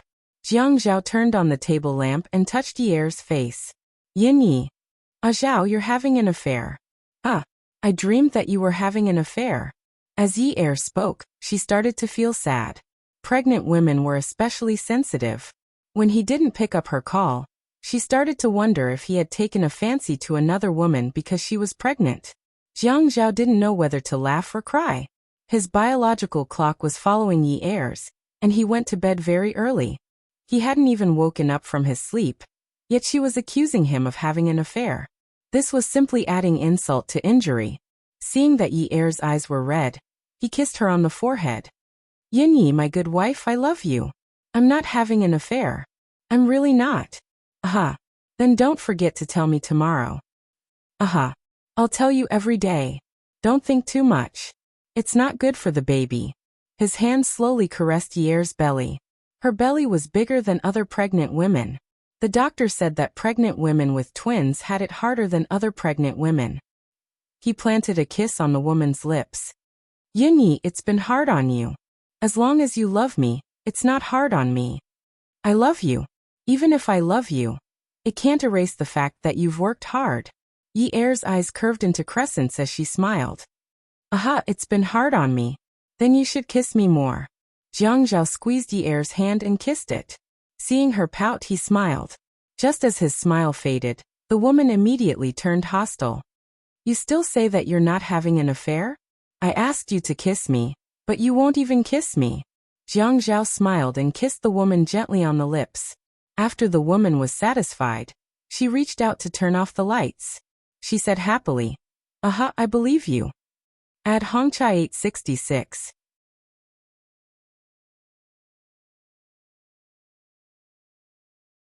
Chapter 744. Turning over, She pulled Jiang Zhao's hand and hugged herself. After a while, the sound of a woman's even and satisfied breathing could be heard. After Jiang Zhao kissed Yi Er, he really couldn't fall asleep, especially now that he was leaning against her back and hugging her. His hand slid into her pajamas. After she got pregnant, her chest seemed to have grown bigger, as if it had swelled up. His large hand cupped her breasts, which were very pink and full. He couldn't help but rub his nose against her neck. The thing in his hand had a kind of magic. He hadn't touched her in a long time, and he could clearly feel that part of him was already uncontrollably pushing against her butt. Yi Er twisted and moved forward. She moved, but Jiang Zhao wanted to find a place to press against her. He chased after her and slid his hand into her underwear, fiddling with it. Yi Er was sleeping soundly, but she was having a dream before she was pregnant. In her dream, she saw Jiang Zhao's fingers entering her body. 1 finger, 2 fingers, 3 fingers. She was so full that she was about to cry out. She would always feel weak because of him, and her lower body would be uncontrollably wet. Be good, wifey. 3 months have passed. Let's try it today, okay? Jiang Zhao said as he pulled down Yi Er's pants. He slowly pushed and squeezed. Yin-Yi, pregnancy is really a blissful and torturous thing. Jiang Zhao said in a low and hoarse voice. His breaths were heavy and trembling. He held her breasts, not daring to go too deep or too fast. He tossed and turned until he was completely drenched. Zhao, I want. Xia Qian's car was thrown into the trunk by Qin Fian. He threw her into the car and threatened, Xia Qian, don't move. Otherwise be careful. Xia Qian really didn't dare. She obediently sat in the back seat and watched Qin Fian's changes without blinking. When the traffic light turned green, she wanted to open the car door and jump out, but the central control had already locked the door. I knew you wouldn't be honest, so I locked the car door. What do you want? I don't want to do anything. Let's go eat and watch a movie. Right, I want to have a candlelight dinner with you. It's very romantic. You'll definitely like it. Xia Qian's heart twitched. Who would tell her to face a homosexual? How was she supposed to deal with such a strange change? Especially when he sat in the back, he could see him occasionally turn his head and smile. This smile was beautiful, but it was too scary because he had never smiled at him like this before. Xia Qian was increasingly suspicious of Qin Fian's purpose. Confession of Xia Qian. God, everyone says that I'm an idiot. Please give me some pointers. How can I destroy a man like Qin Fian? Why did he ask me to go instead of having dinner and watching a movie with his boyfriend? Did he get some voodoo from Miaojiang and put it in my food? I haven't cured my terminal illness yet. What should I do if he gets another voodoo? What kind of voodoo does he want to put in me? Will he control me and make me commit murder and arson? I don't eat. How can that be? You have to eat. Qin Fian deeply understood the words on the radio. No matter what you do, you don't have to ask for a woman's opinion.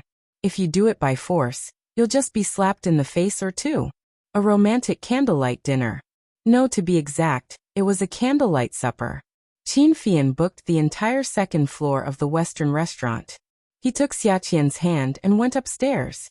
Then he put his arm around her shoulder. The waiters all knew Qin Fian. He was a handsome man in high city.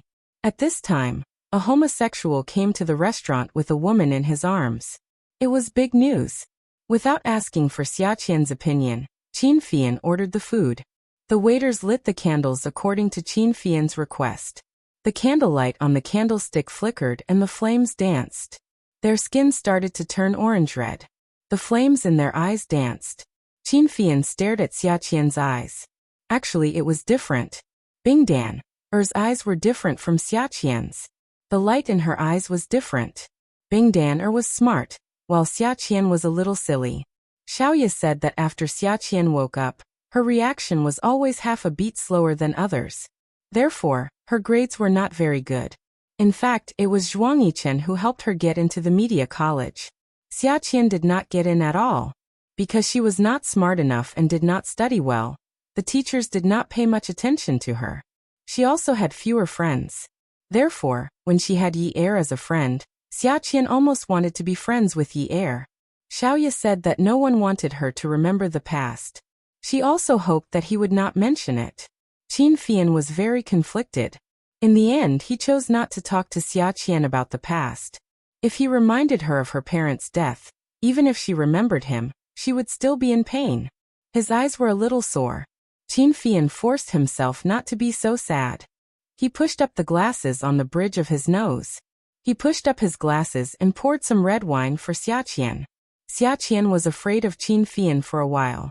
After a while, she would be stupid again. How could she drink the food when she knew it was poisoned? She would not fall for his trick. Qin Fian, let me tell you, don't forget.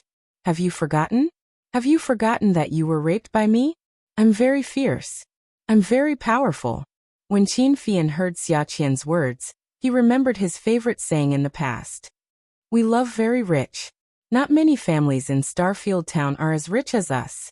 He could not help but smile. He raised his glass and took a sip. Yes, I remember.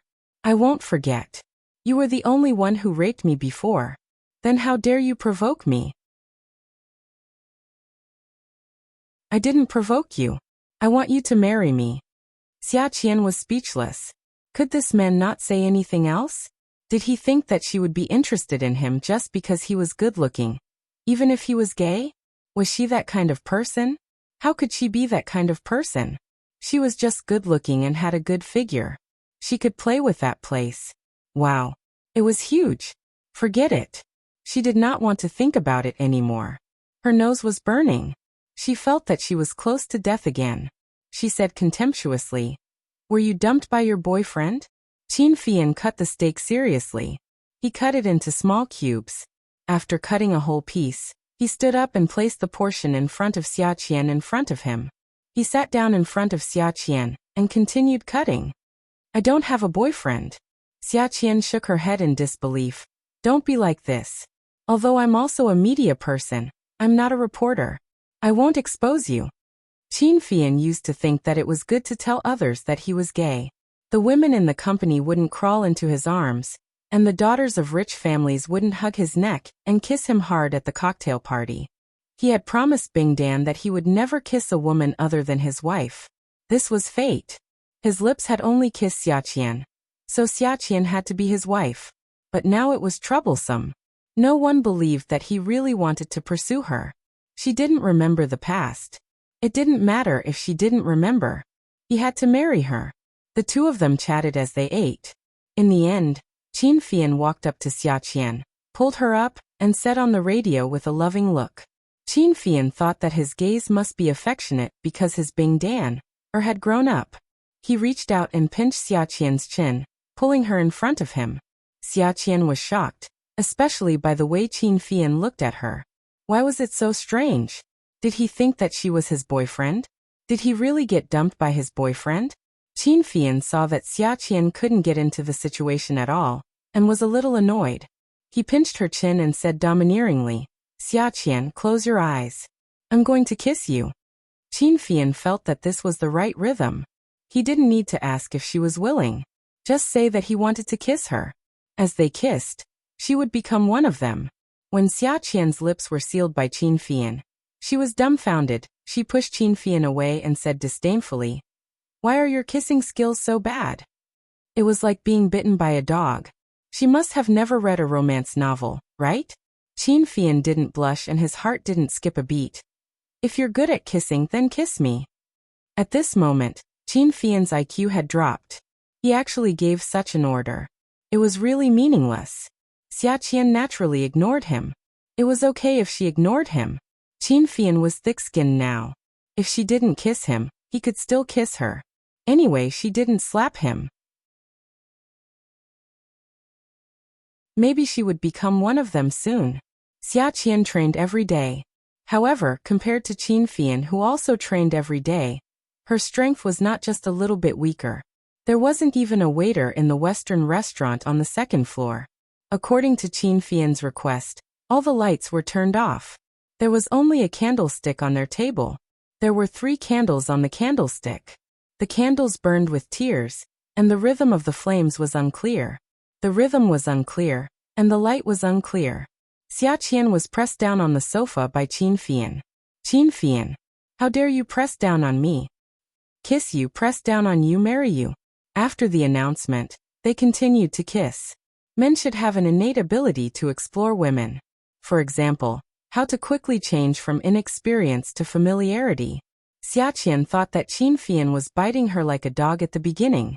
But at this time, the man already knew how to play with his tongue. Qin Fian himself was surprised to find that kissing could be changed. He actually put his tongue into her mouth, stirred it, and sucked it for a moment.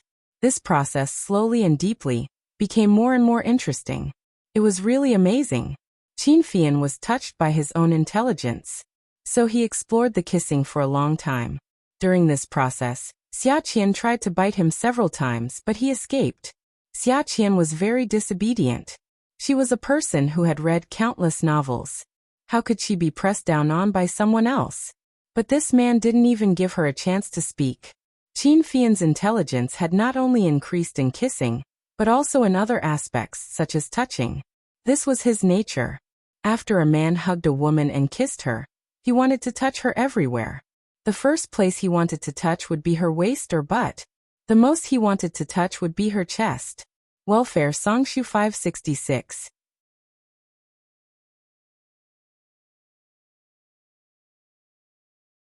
Chapter 745. Xia Qian exclaimed, "You touched my chest." Qin Fian answered affirmatively, "Yes, of course." There were only the two of them on the second floor. Even if the people downstairs heard the screams, they wouldn't go upstairs. Who didn't know about the ambiguous relationship between the people at the candlelight dinner? It was very normal for ambiguous relationships to happen. Qin Fian had never found anything cute about Xia Qian. But ever since he found out that she was his fiancée, his attitude towards her changed completely. Although Xia Qian was a little silly, he felt that there was no need for women to be too smart. Although she would make mistakes sometimes, she was not evil. She would not wholeheartedly harm others or mess with him. That was because they had a grudge. If she did not get back at him even though they had a grudge, she would be too stupid. So this was the right thing to do. In the past, he had thought that Xia Qian was not pretty. Anyway, none of the women he had seen were pretty. They all looked the same and could not compare to Bing Dan. But now looking at Xia Qian, he felt that she was not bad. Her double eyelids after plastic surgery looked better than Bing Dan, single eyelids. Bing Dan's eyes were big, so her double eyelids were just right. Her chest was really a problem. In the past, it looked quite small, but now it felt quite right in his hands. When he pinched it, it was very springy. As he pinched it, he realized that his breathing was not quite right. Qin Fian. You pervert, I'm going to sue you. Xia Qian was so anxious that her face was red and her heart was racing. Qin Fian was being a pervert. He did it on purpose. A homosexual actually touched her chest. Her chest. Not only did he see it, but he also touched it. Qin Fian held Xia Qian tightly. It was winter now, and the air conditioner was on upstairs. She took off her jacket. She was neither fat nor thin. After struggling, there were small beads of sweat on the tip of her nose. She really looked like Bing Dan. Bing Dan loved to sweat on the tip of her nose. After understanding the essence of kissing, he stuck out his tongue and licked her lips gently. His lips curved into a smile. What's the point of suing me? If you have the ability, let me marry you. That's the challenge. Why are you marrying me? Qin Fian held Xia Qian's hand. It was as if he was living in the dark, looking at the wooden planks. Sunlight and sound seeped through the cracks. He was talking to the girl outside the wooden planks. He pinched her hand, placed it on his left cheek and rubbed it. His voice suddenly became very slow. Qian Qian, marry me. I don't want much. You can give me 3 cows as dowry and $1. It doesn't matter if it's fake as long as it looks expensive. After I marry you, I promise I won't kiss other girls like in the movies. I promise I won't divorce my wife like Father Nyo on the slope.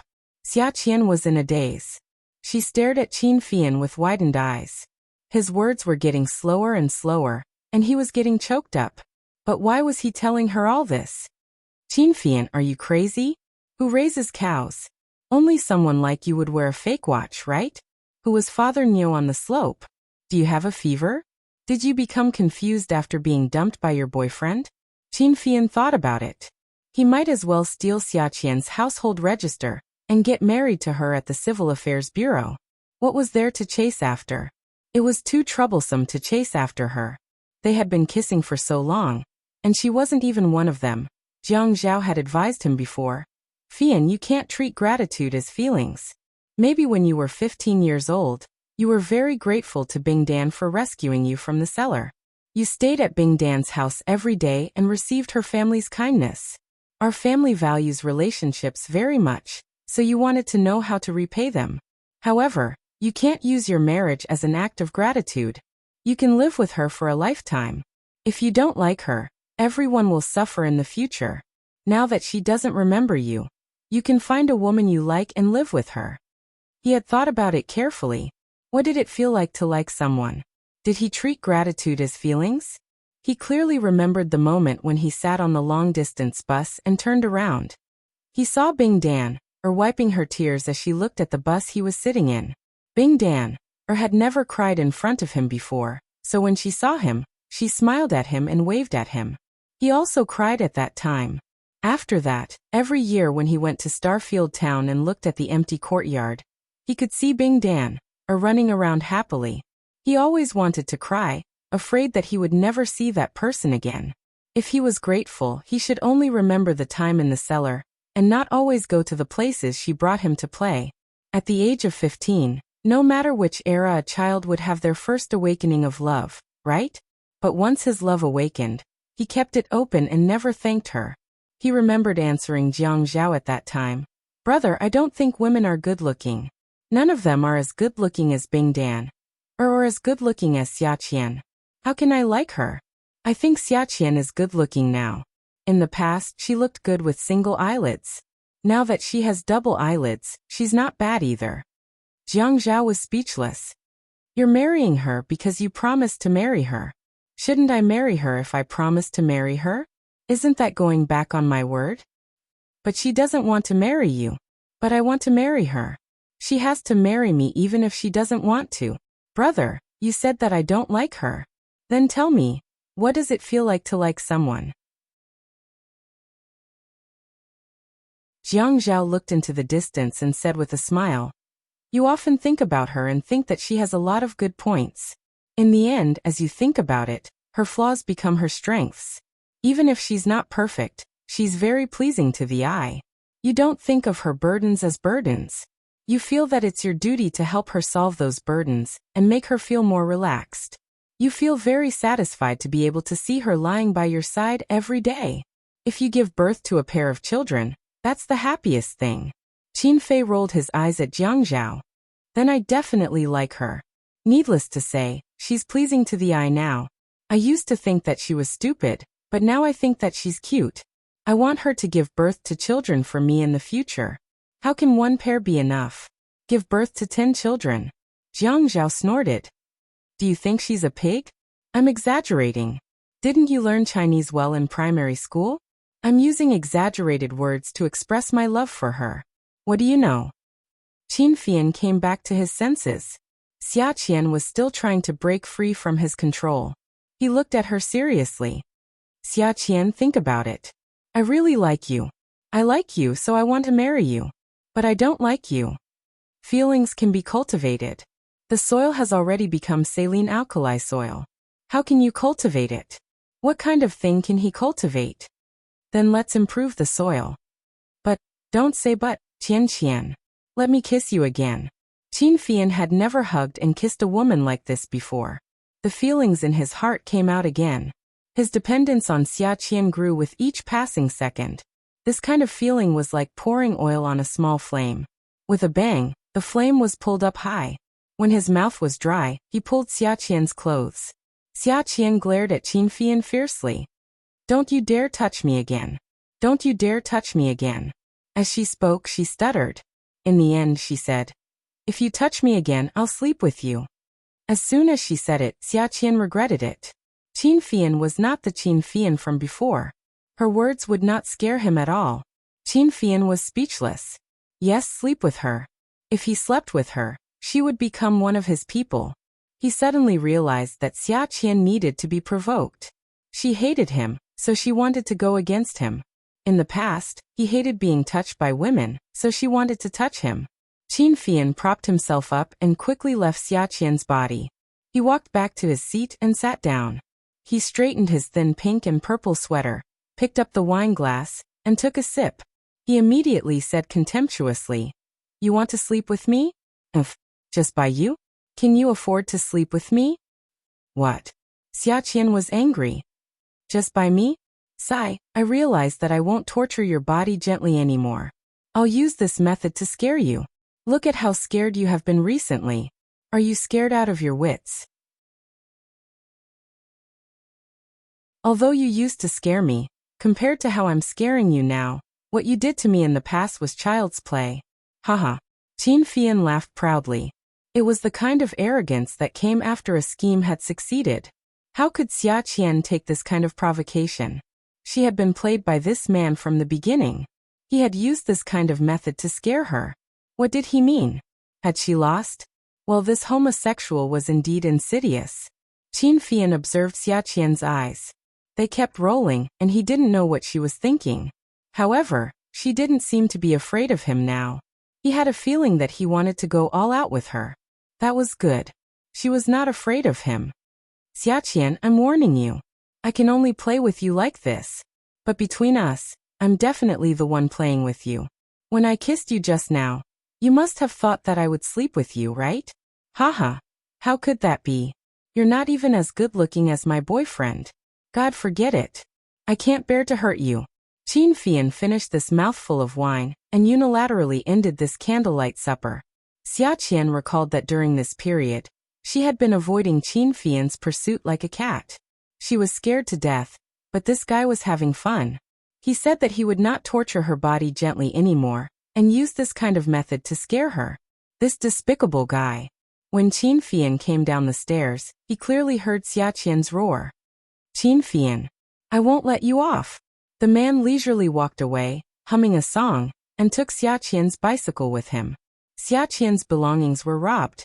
She beat her chest and stomped her feet in the parking lot.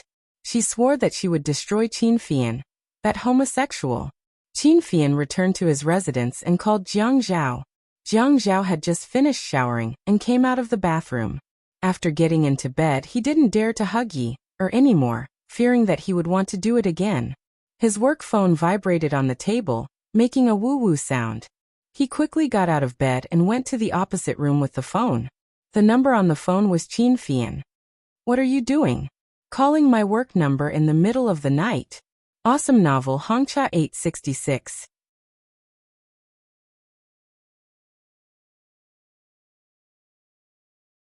Chapter 746. Your private number is turned off. What else can I call other than your work number? You know that my phone is turned off, yet you're still calling. Is there something that can't be said tomorrow? No. Just spit it out. Qin Fian hesitated for a moment, and finally decided to ask his senior. Brother, let me ask you. How can a girl take the initiative to sleep with you? You want Xia Qian to sleep with you? Fian, is there something wrong with your brain? Aren't you being too hasty? Tell me about it. Qin Fian felt that asking Jiang Zhao about this was more reliable than asking Zhuang Yichen. After all, Jiang Zhao was his blood-related brother, so the element of embarrassment was much less.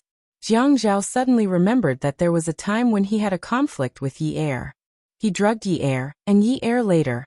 Of course, he couldn't tell Qin Fian the truth. He could only pretend to be deep in thought before discussing. Why don't you seduce her? You look good anyway. This won't work. Jiang Zhao said hypocritically. Then why don't you drug her and make her pounce on you? But this method might not be effective, and it's a little immoral, right? Brother, I think it's too immoral. The way she's treating me now is the most immoral. Qin Fian's goal was to make Xia Qian one of his own. How could it be immoral? After Jiang Zhao hung up the phone, he thought about how immoral he was to Xia Qiankai for coming up with such an idea. Xia Qian suddenly bumped into a telephone pole. After a nosebleed, she collapsed again. Leukemia. Sometimes, it wasn't her imagination that ran wild. Her body had always been weak. Her classmates who stayed in the dormitory every day and didn't exercise had better resistance than her. So when there was something wrong with her body, she would start to think about it. She thought about how Qin Fian actually looked down on her. What did he mean by you? Can you afford to sleep with me? It wasn't Shang Dynasty. Who did Qin Fian think he was? Why couldn't she sleep with him? Looking up at the street lamp, he reached into his pocket and took out a small packet of tissue paper. He took out a piece and used it to wipe the blood from his nose before plugging his nostrils. Xia Qian immediately set a goal for herself, and that was to sleep with someone she couldn't afford to sleep with before she died. Winter was very warm in the minds of the busy young people. It was getting warmer and warmer day by day. Qin Rongfeng listened to the servant's report about how his grandson was chasing after a lady every day, and he gloated. He could finally breathe a sigh of relief. This grandson of his had tortured him for so many years, and he had finally met his nemesis who could avenge him. How delightful! Looking at the wedding invitation from the Pei family on the table, Qin Fian thought that next year, he would be able to send his grandson red and gold wedding invitation everywhere. He was so happy that flowers were blooming everywhere. He called his family members separately and finally called Qin Fian. Fian, arrange work properly.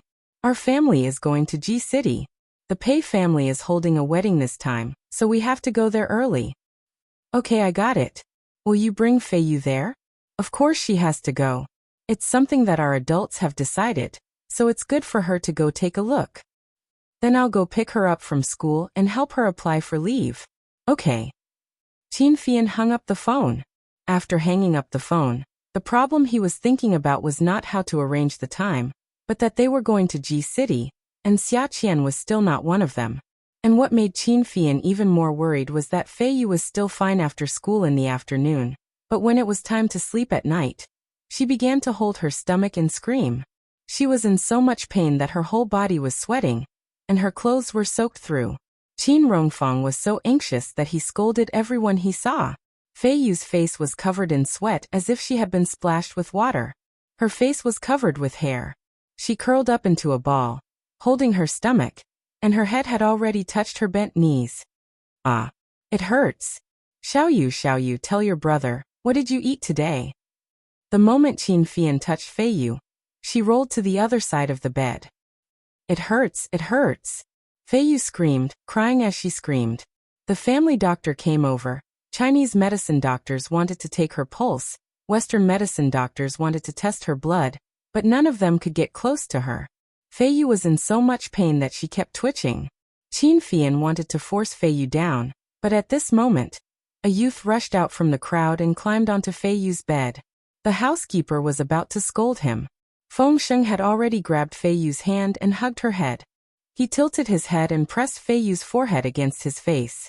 Feng Sheng was still panting heavily, as if he had run very quickly. He looked very nervous. Fei Yu sobbed and reached out to grab Feng Sheng's arm. She used a lot of strength, but she did not roll away. She just closed her eyes, her eyelashes trembling violently. She cried and said, Feng Sheng, it hurts, it hurts. Feng Sheng did not say anything. He just held Fei Yu's back and slowly touched her face. He pressed his cheek against her forehead and rubbed it gently, comforting Fei Yu's emotions. Feng Sheng looked up at the doctor and glanced at them, asking them to come over. Qin Fian did not know why, but he actually felt relieved. He looked at Qin Rongfeng and walked over. Then he held Qin Rongfeng's arm and pulled him away. Late at night in the study, Qin Fian looked at the medical report seriously. Grandfather, I don't want you to force Xiao Yu's matter. Qin Rongfeng had not recovered yet. He sat on the rocking chair and lay down. He refused to open his eyes, because once he opened them, they would be filled with heartache. She's still young. She doesn't know anything. Doesn't know anything? Grandfather, Fei Yu knows everything. She took poison to resist and doesn't want to go to G City with you. Qin Fian looked at his grandfather. His eyebrows and hair were all white. Grandfather had his own pride. Fei Yu's marriage had been forced. If he was not gay, grandfather probably would not have wanted to use Fei Yu for the marriage. But now that both the Pei and Qin families had agreed, what else could he do? Would the Qin family propose to break off the marriage? Even if the Pei family wanted to save face, they would not agree. But Fei Yu was so young. This time she said she was going to Ji City to see her future in-laws. She actually took poison, and wanted to use the excuse that she was not feeling well to achieve her purpose of not going to Ji City. If they pushed too far, what would happen in the future? Qin Rongfang closed his eyes. After what happened tonight, his heart was in pain. His precious granddaughter actually took poison to resist him. If it was not because of Feng Sheng, how could they end up like this? Grandpa was like an executioner, and his granddaughter was like a poor girl. How could the Qin family end up like this? His pair of withered old hands were trembling on the armrest of the chair. Fei Yan, send Feng Sheng away. Send him to Jiangzhou to go to school. After a long time he will be fine. Let Xiao Yu know that Feng Sheng has a good place to stay. She will not miss him. After a long time, she will forget how Feng Sheng grew up. I didn't know that leaving him at home would lead to such a result. Qin Fian had always felt that the Qin family could not be compared to other families. Now that he thought about it, they were all about the same. Between families, there was no one who did not want a strong alliance. It was all because of his selfishness and stubbornness all these years that Fei Yu was pushed into the marriage situation. Grandfather blamed him, but he never used a scolding tone to scold him. Qin Fian's heart was heavy. He came out of the study and went to Fei Yu's room. He stood at the door and looked at his sister lying there quietly with her eyes closed. One hand was on a drip, and the other hand was tightly holding Feng Sheng's hand. Feng Sheng held a towel in his hand and carefully wiped Fei Yu's sweat. Qin Fian's heart ached. Fei Yu was only 17 years old. Would everything be fine after sending Feng Sheng away? This night for the Qin family was destined to not be peaceful. The doctor kept his mouth shut and did not dare to say anything. No one dared to say that Fei Yu had taken poison and tortured herself in front of Qin Rongfang. Just as Qin Fian thought, Qin Rongfang was hit hard. He had always felt that Fei Yu was obedient and sensible. Sometimes, he even felt that he loved this granddaughter more because Fei Yu always listened to him. Whatever he said, it was what it was. And Qin Fian had always been rebellious and difficult to control. He always did not let him get what he wanted. So sometimes, Fei Yu could almost satisfy all of Qin Rongfang's vanity as the head of the family. To outsiders, he always claimed that he was a citizen and would not interfere with his children's affairs. But his son and daughter-in-law had gone abroad. It was not that he did not miss them. It was not that he did not feel sad when his daughter and son-in-law divorced. His grandchildren were all outstanding, but after all, their surnames were not Qin. When Jiang Zhao was young, he had wanted to change his surname many times, but he was always stopped by the elders of the Jiang family. It was not that he did not feel regret. He had raised his grandchildren single-handedly. What was the use of his grandson's surname? He was gay and did not want to be controlled. Only Fei Yu had been sensible since she was young. She listened to him. He had even thought of finding a man for Fei Yu. That way, his granddaughter would live under his nose for the rest of her life. He would be satisfied in this life and would not have any other thoughts. But a man who was willing to marry into the family would always feel that something was missing. How could he be worthy of his granddaughter? Fei Yu was so good. He had to find someone from a family of equal status before he would be satisfied, relieved, and feel that they were compatible. He had found a good man for his beloved granddaughter, but now he was forcing his granddaughter to take poison to resist him. Qin Rongfang fell into the rocking chair, unable to get up. 2 streams of tears flowed out of his tightly shut eyes. Qin Rongfang raised his withered arm and placed it over his eyes. His chest rose and fell as he choked out, "Fei Yu, you really hurt Grandpa's heart." Qin Fian went to the 9th mansion. Jiang Zhao let Yi Er sleep alone first and took Qin Fian to the study. He brewed coffee for Qin Fian. Jiang Zhao brewed a cup of tea for himself. The two of them sat around the tea table, facing each other. After Qin Fian finished telling him what had happened that night, the cup in Jiang Zhao's hand slipped and landed on the tea table, splashing water all over him. He asked solemnly, "Why did you only tell me about such a big thing now?" The situation at the time was too unexpected. I didn't have time to rush it. I was already too busy looking for doctors. How could I have time to inform anyone?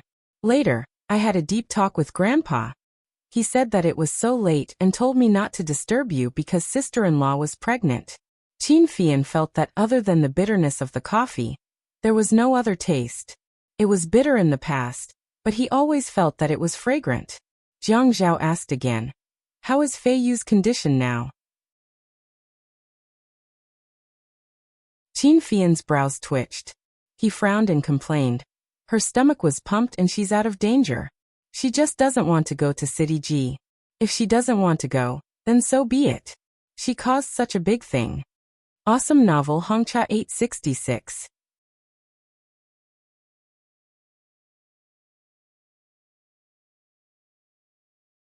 Chapter 747. Jiang Zhao was also angry. Don't you know Fei Yu's personality? Can she tell you?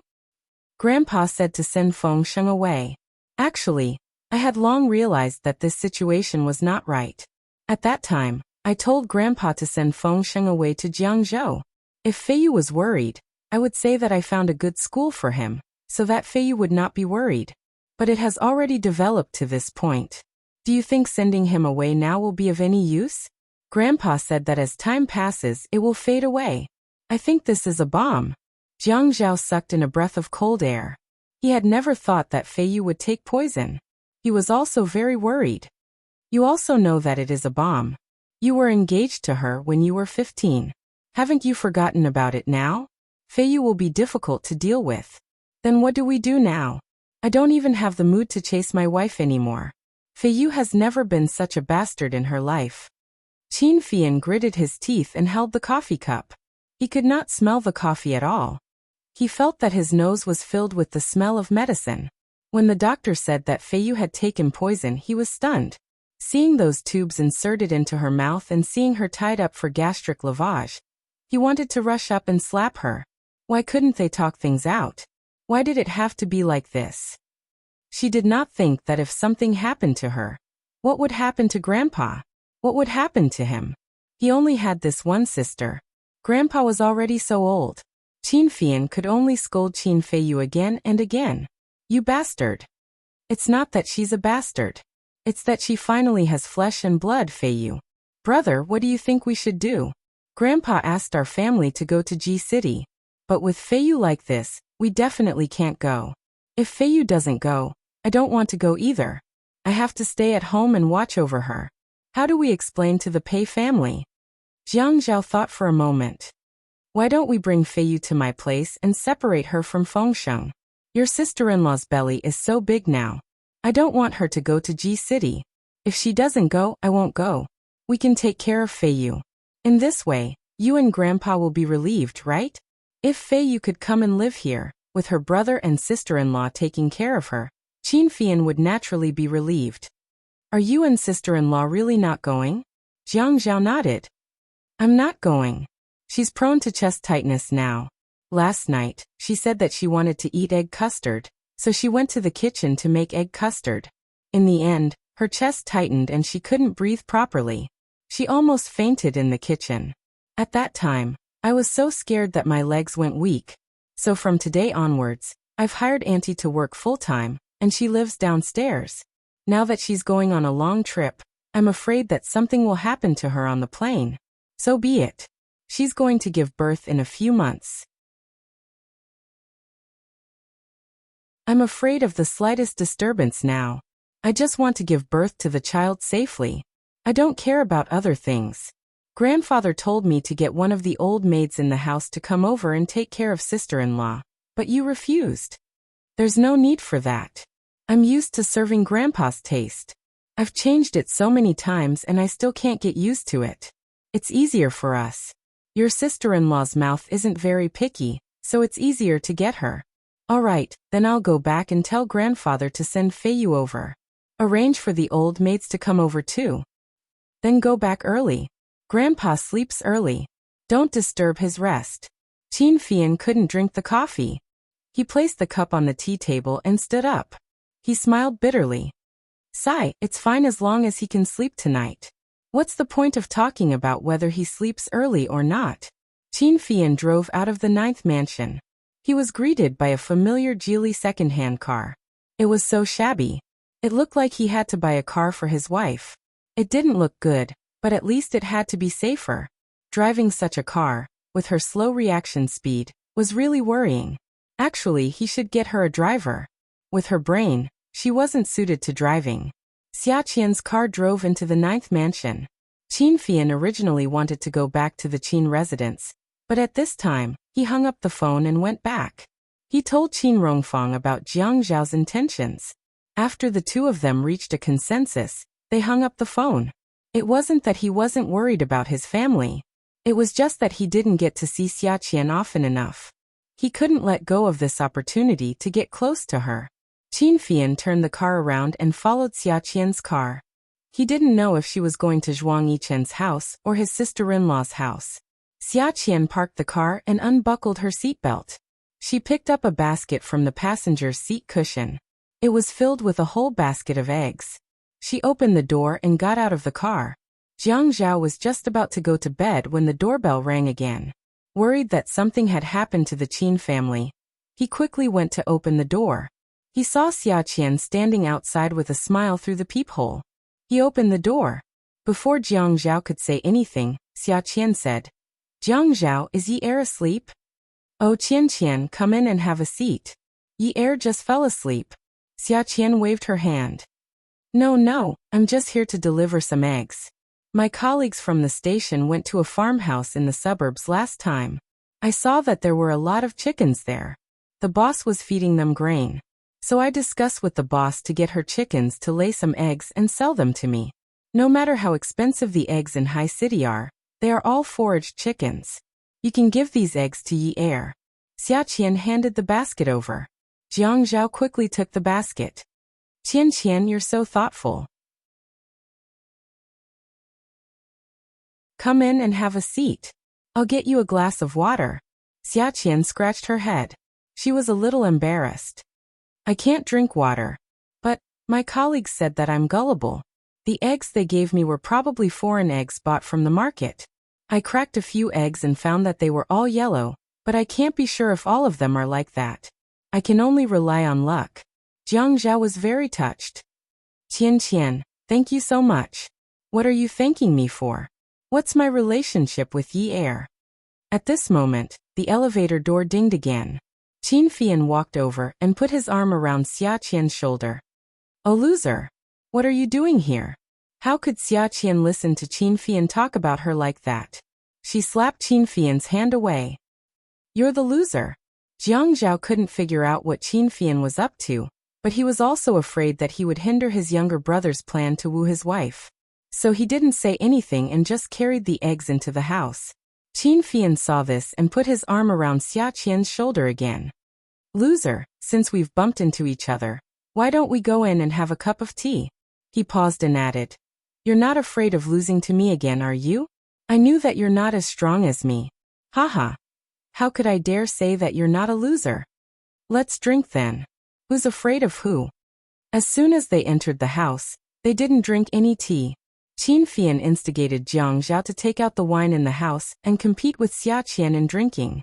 Jiang Zhao knew that Xia Qian had been tricked, but he didn't say anything. Although Xia Qian was his wife's best friend, Qin Fian was his younger brother. It was the truth to help one's family over reason. Jiang Zhao knew that it was easy to get drunk when mixed with wine. So he took out red, white and yellow wine. He was a little afraid that the noise downstairs would disturb Yi Er. So he deliberately asked them to be quiet. He then ran upstairs to take a look. His wife was sleeping like a pig. When Jiang Zhao came downstairs, Xia Qian was waiting for him. The three of them were competing in drinking. It was not easy for Xia Qian to discover Qin Fian's scheme.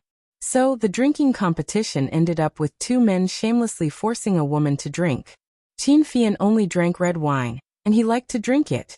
Jiang Zhao had no problem drinking white wine. In his social circle, many people drank white wine. His tolerance for white wine was better than red wine. But this way, when Xia Qian drank with Jiang Zhao, she had to drink white wine. When she drank with Qin Fian, she had to drink red wine. The wine bottles were emptied one by one. Xia Qian was so drunk that she didn't wake up. Jiang Zhao bowed to Xia Qian's corpse. "Xia Qian, don't blame me. I didn't mean it." Qin Fian looked at Xia Qian's corpse and smiled. Brother, you did mean it. Jiang Zhao rolled his eyes at Qin Fian. You're not doing your job. After that, he turned to go upstairs. I'm going upstairs to sleep. No one came today. He went upstairs and looked at Xia Qian. When Qin Fian bent down to pick up Xia Qian, Jiang Zhao shook his head helplessly and said sympathetically, Qian Qian, I'm sorry for the basket of eggs you gave Ye. I feel guilty. Then he put away his sad expression and went upstairs as if nothing had happened. When he returned to his room, he quickly brushed his teeth and rinsed his mouth. He was afraid that his wife would dislike him for smelling too much alcohol. After throwing the drunk Xia Qian into the car, Qin Fian was exhausted. Qin Fian drove very slowly. He was afraid that the woman in the back seat would be thrown out. Qin Fian hummed a tune as he drove. The most comfortable life was to take his wife to a hotel. That's right, he was going to get a room. But Qin Fian wasn't a jerk. He wouldn't force a woman. He just wanted to create the illusion that they had slept together. On the large bed with white sheets, Qin Fian put Xia Qian on the bed and took off her clothes one by one. When she was only left with her underwear, Qin Fian, who originally didn't think he was a jerk, couldn't stay calm. Why did he look at Xia Qian now? Why did she look so pleasing to the eye? He lowered his head to look at her eyelids. They had really been done. The line was not like a normal double eyelid. It wasn't a crease mark, but a scar.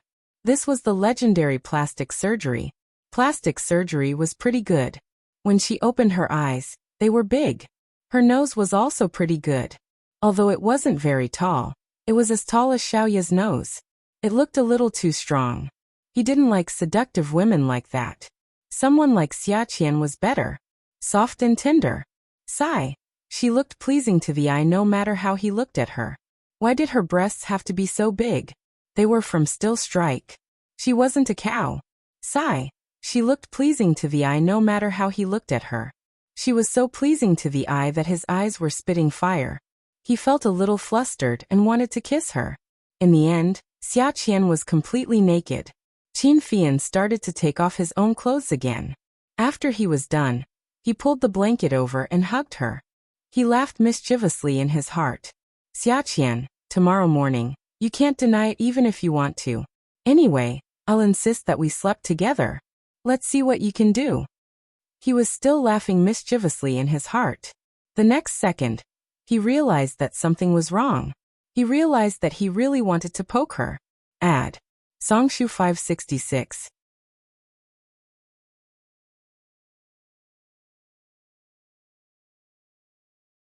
Chapter 748. It was very swollen down there. When he thought about how her hands had played with his body until it was as swollen as it was now, he blushed and buried his head in her chest. It was only when he buried his head that he realized that the thing in her chest was not buried casually.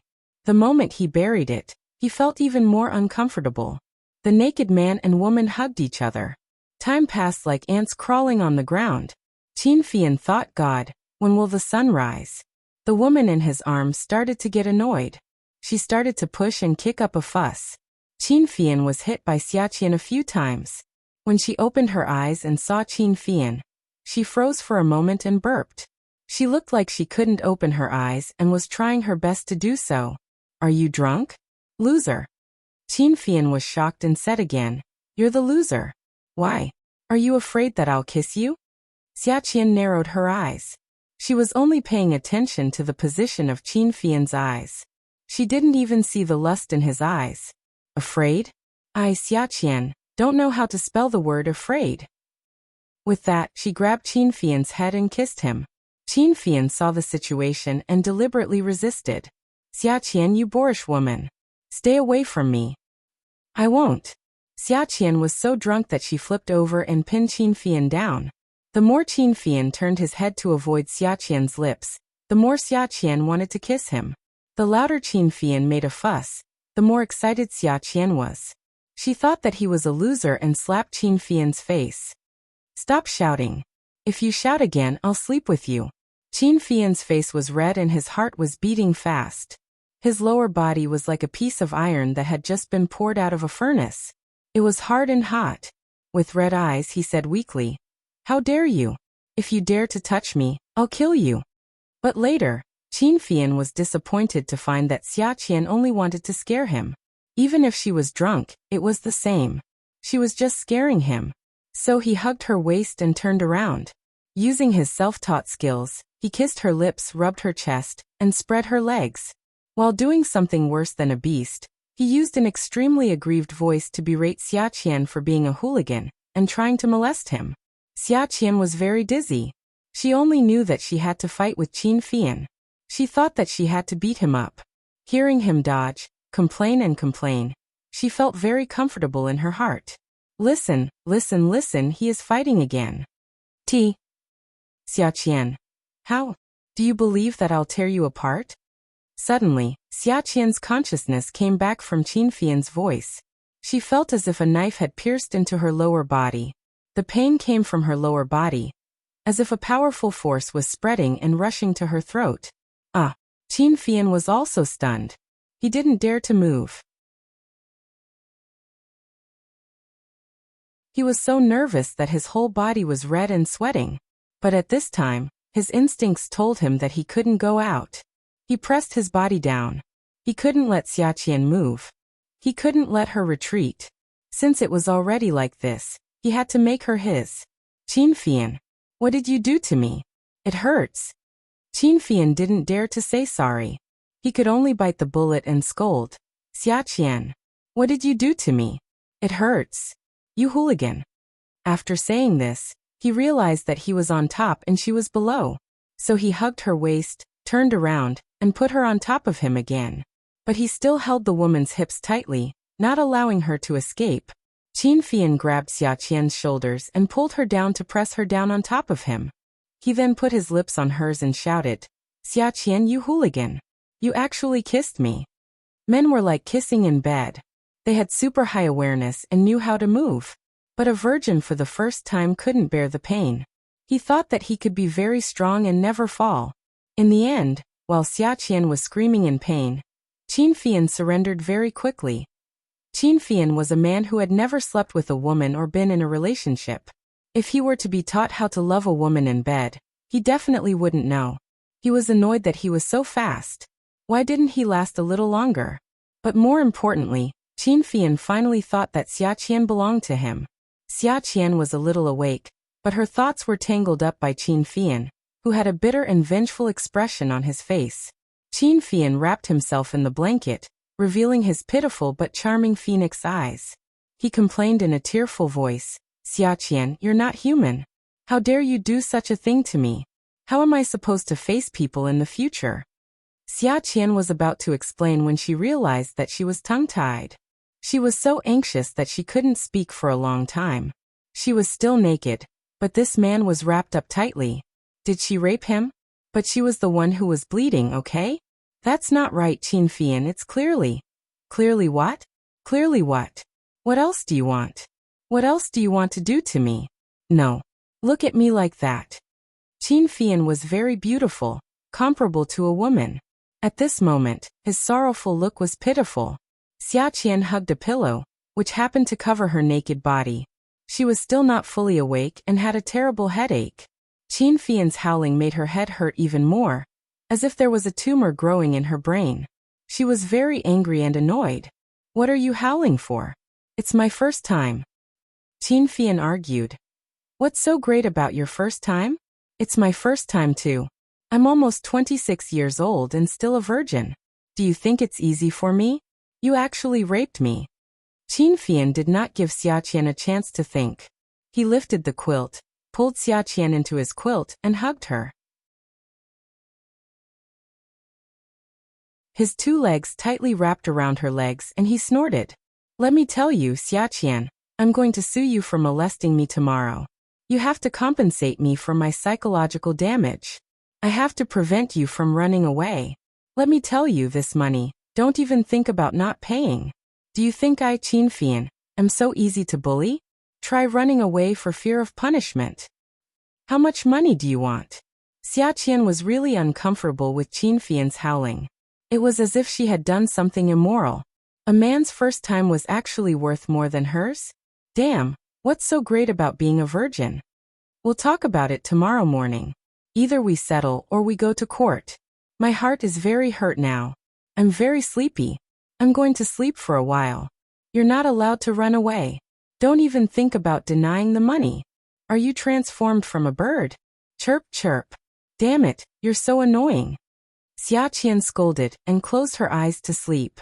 Qin Fian heard Xia Qian's breathing and knew that she was still drunk. That was why it was so easy to deal with. But what if she woke up tomorrow morning? But what did the radio program say? Kiss. Don't ask. At most, he would be slapped twice. If he didn't kiss her, he would miss the opportunity. He had already done it. He couldn't regret it. Now that he was hugging Xia Qian like this. And he was a young man who had just experienced love for the first time. This feeling could only be understood but not described. He released too quickly just now. He was a little embarrassed, but he was confident that he could do it well the second time. Xia Qian's cry of pain just now made him feel conflicted. How could he make her not feel pain? If she woke up faster each time, it would be difficult for him to cover it up. So he took advantage of the opportunity. After Xia Qian fell asleep, he got out of bed quietly and searched for his phone. He began to search for information on the internet. The internet was a good thing. You could find anything you wanted. With one search, all kinds of strange things would come out. Qin Fian got on the bed again. He began to kiss Xia Qian slowly and patiently. He suppressed his impulse and didn't allow himself to be impatient. There were still burns on Xia Qian's back. Qin Fian touched there and his heart ached. This time he kissed Xia Qian, who was drunk like a dead pig and moaned from time to time, while he slowly pushed himself into her body. Xia Qian kept feeling that her body was very swollen. She wanted to squeeze that thing out of her body, but she just wanted to suck it into her body. It was very torturous. It was like a dream. She was jolted awake. When she found that she was on top of Qin Fian again, she felt that she was going crazy. She actually had Qin Fian on top of her again. Qin Fian looked at the woman lying on his chest. When she propped herself up, he knew that things weren't going well. When he was slow, she was always dizzy. Sometimes she would moan a few times. After thinking about it, he felt that it should be fine. However, he was afraid that she would wake up and see him on top of her. So he simply flipped her over like before and placed her on top of him. He just wanted to give it a try quickly. After a few jolts, she woke up. This time Qin Fian didn't stop. He shouted, "Xia Qian, you're really going too far. If I don't teach you a lesson, you'll think that I'm easy to bully, right? Why are you always on top of me?" Xia Qian was stunned by his shout. Her body had already flipped over and was pressed down by Qin Fian. Then she was hit. "Hey, I didn't do it on purpose. Why are you so hard?" Qin Fian was a little embarrassed. "Oh, then I'll be gentler?" For the entire night, Qin Fian used revenge as an excuse and took Xia Qian apart again and again. He felt that this way his first night was worth it. He could finally enjoy the beauty of being a man. It was really different. The next morning, Qin Fian didn't dare to sleep for too long. There were still a lot of things to deal with at home. However, he also had to deal with Xia Qian's matter. Especially after what happened last night, this matter couldn't be delayed.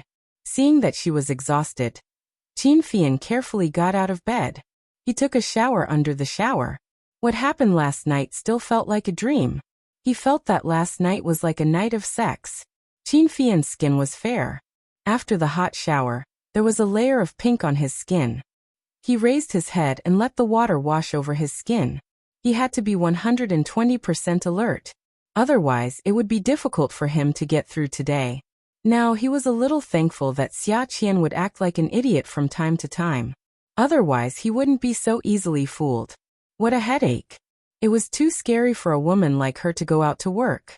No wonder she didn't get into university. Even if she did, her teacher wouldn't recommend her to an internship. She was really unlucky. In the future, he would be the one to end her miserable life. Qin Fian wiped the water off his body, wrapped a bath towel around his waist, and filled the bathtub with water. He carried Xia Qian from the bed and wanted to put her in the bathtub. Xia Qian was still sleeping soundly. She was startled by the water and continued to sleep.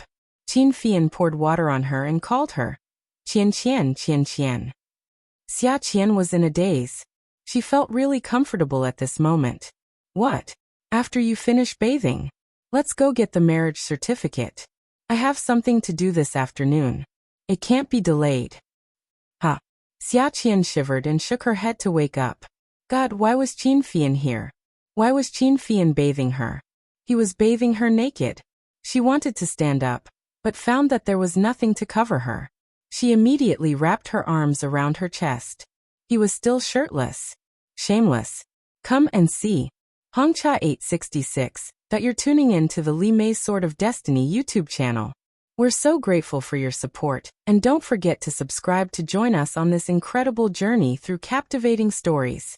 Your generosity through donations truly makes a world of difference, as it's the primary source of revenue that allows me to expand and enhance this channel for you. Thank you from the bottom of my heart for being a part of this adventure.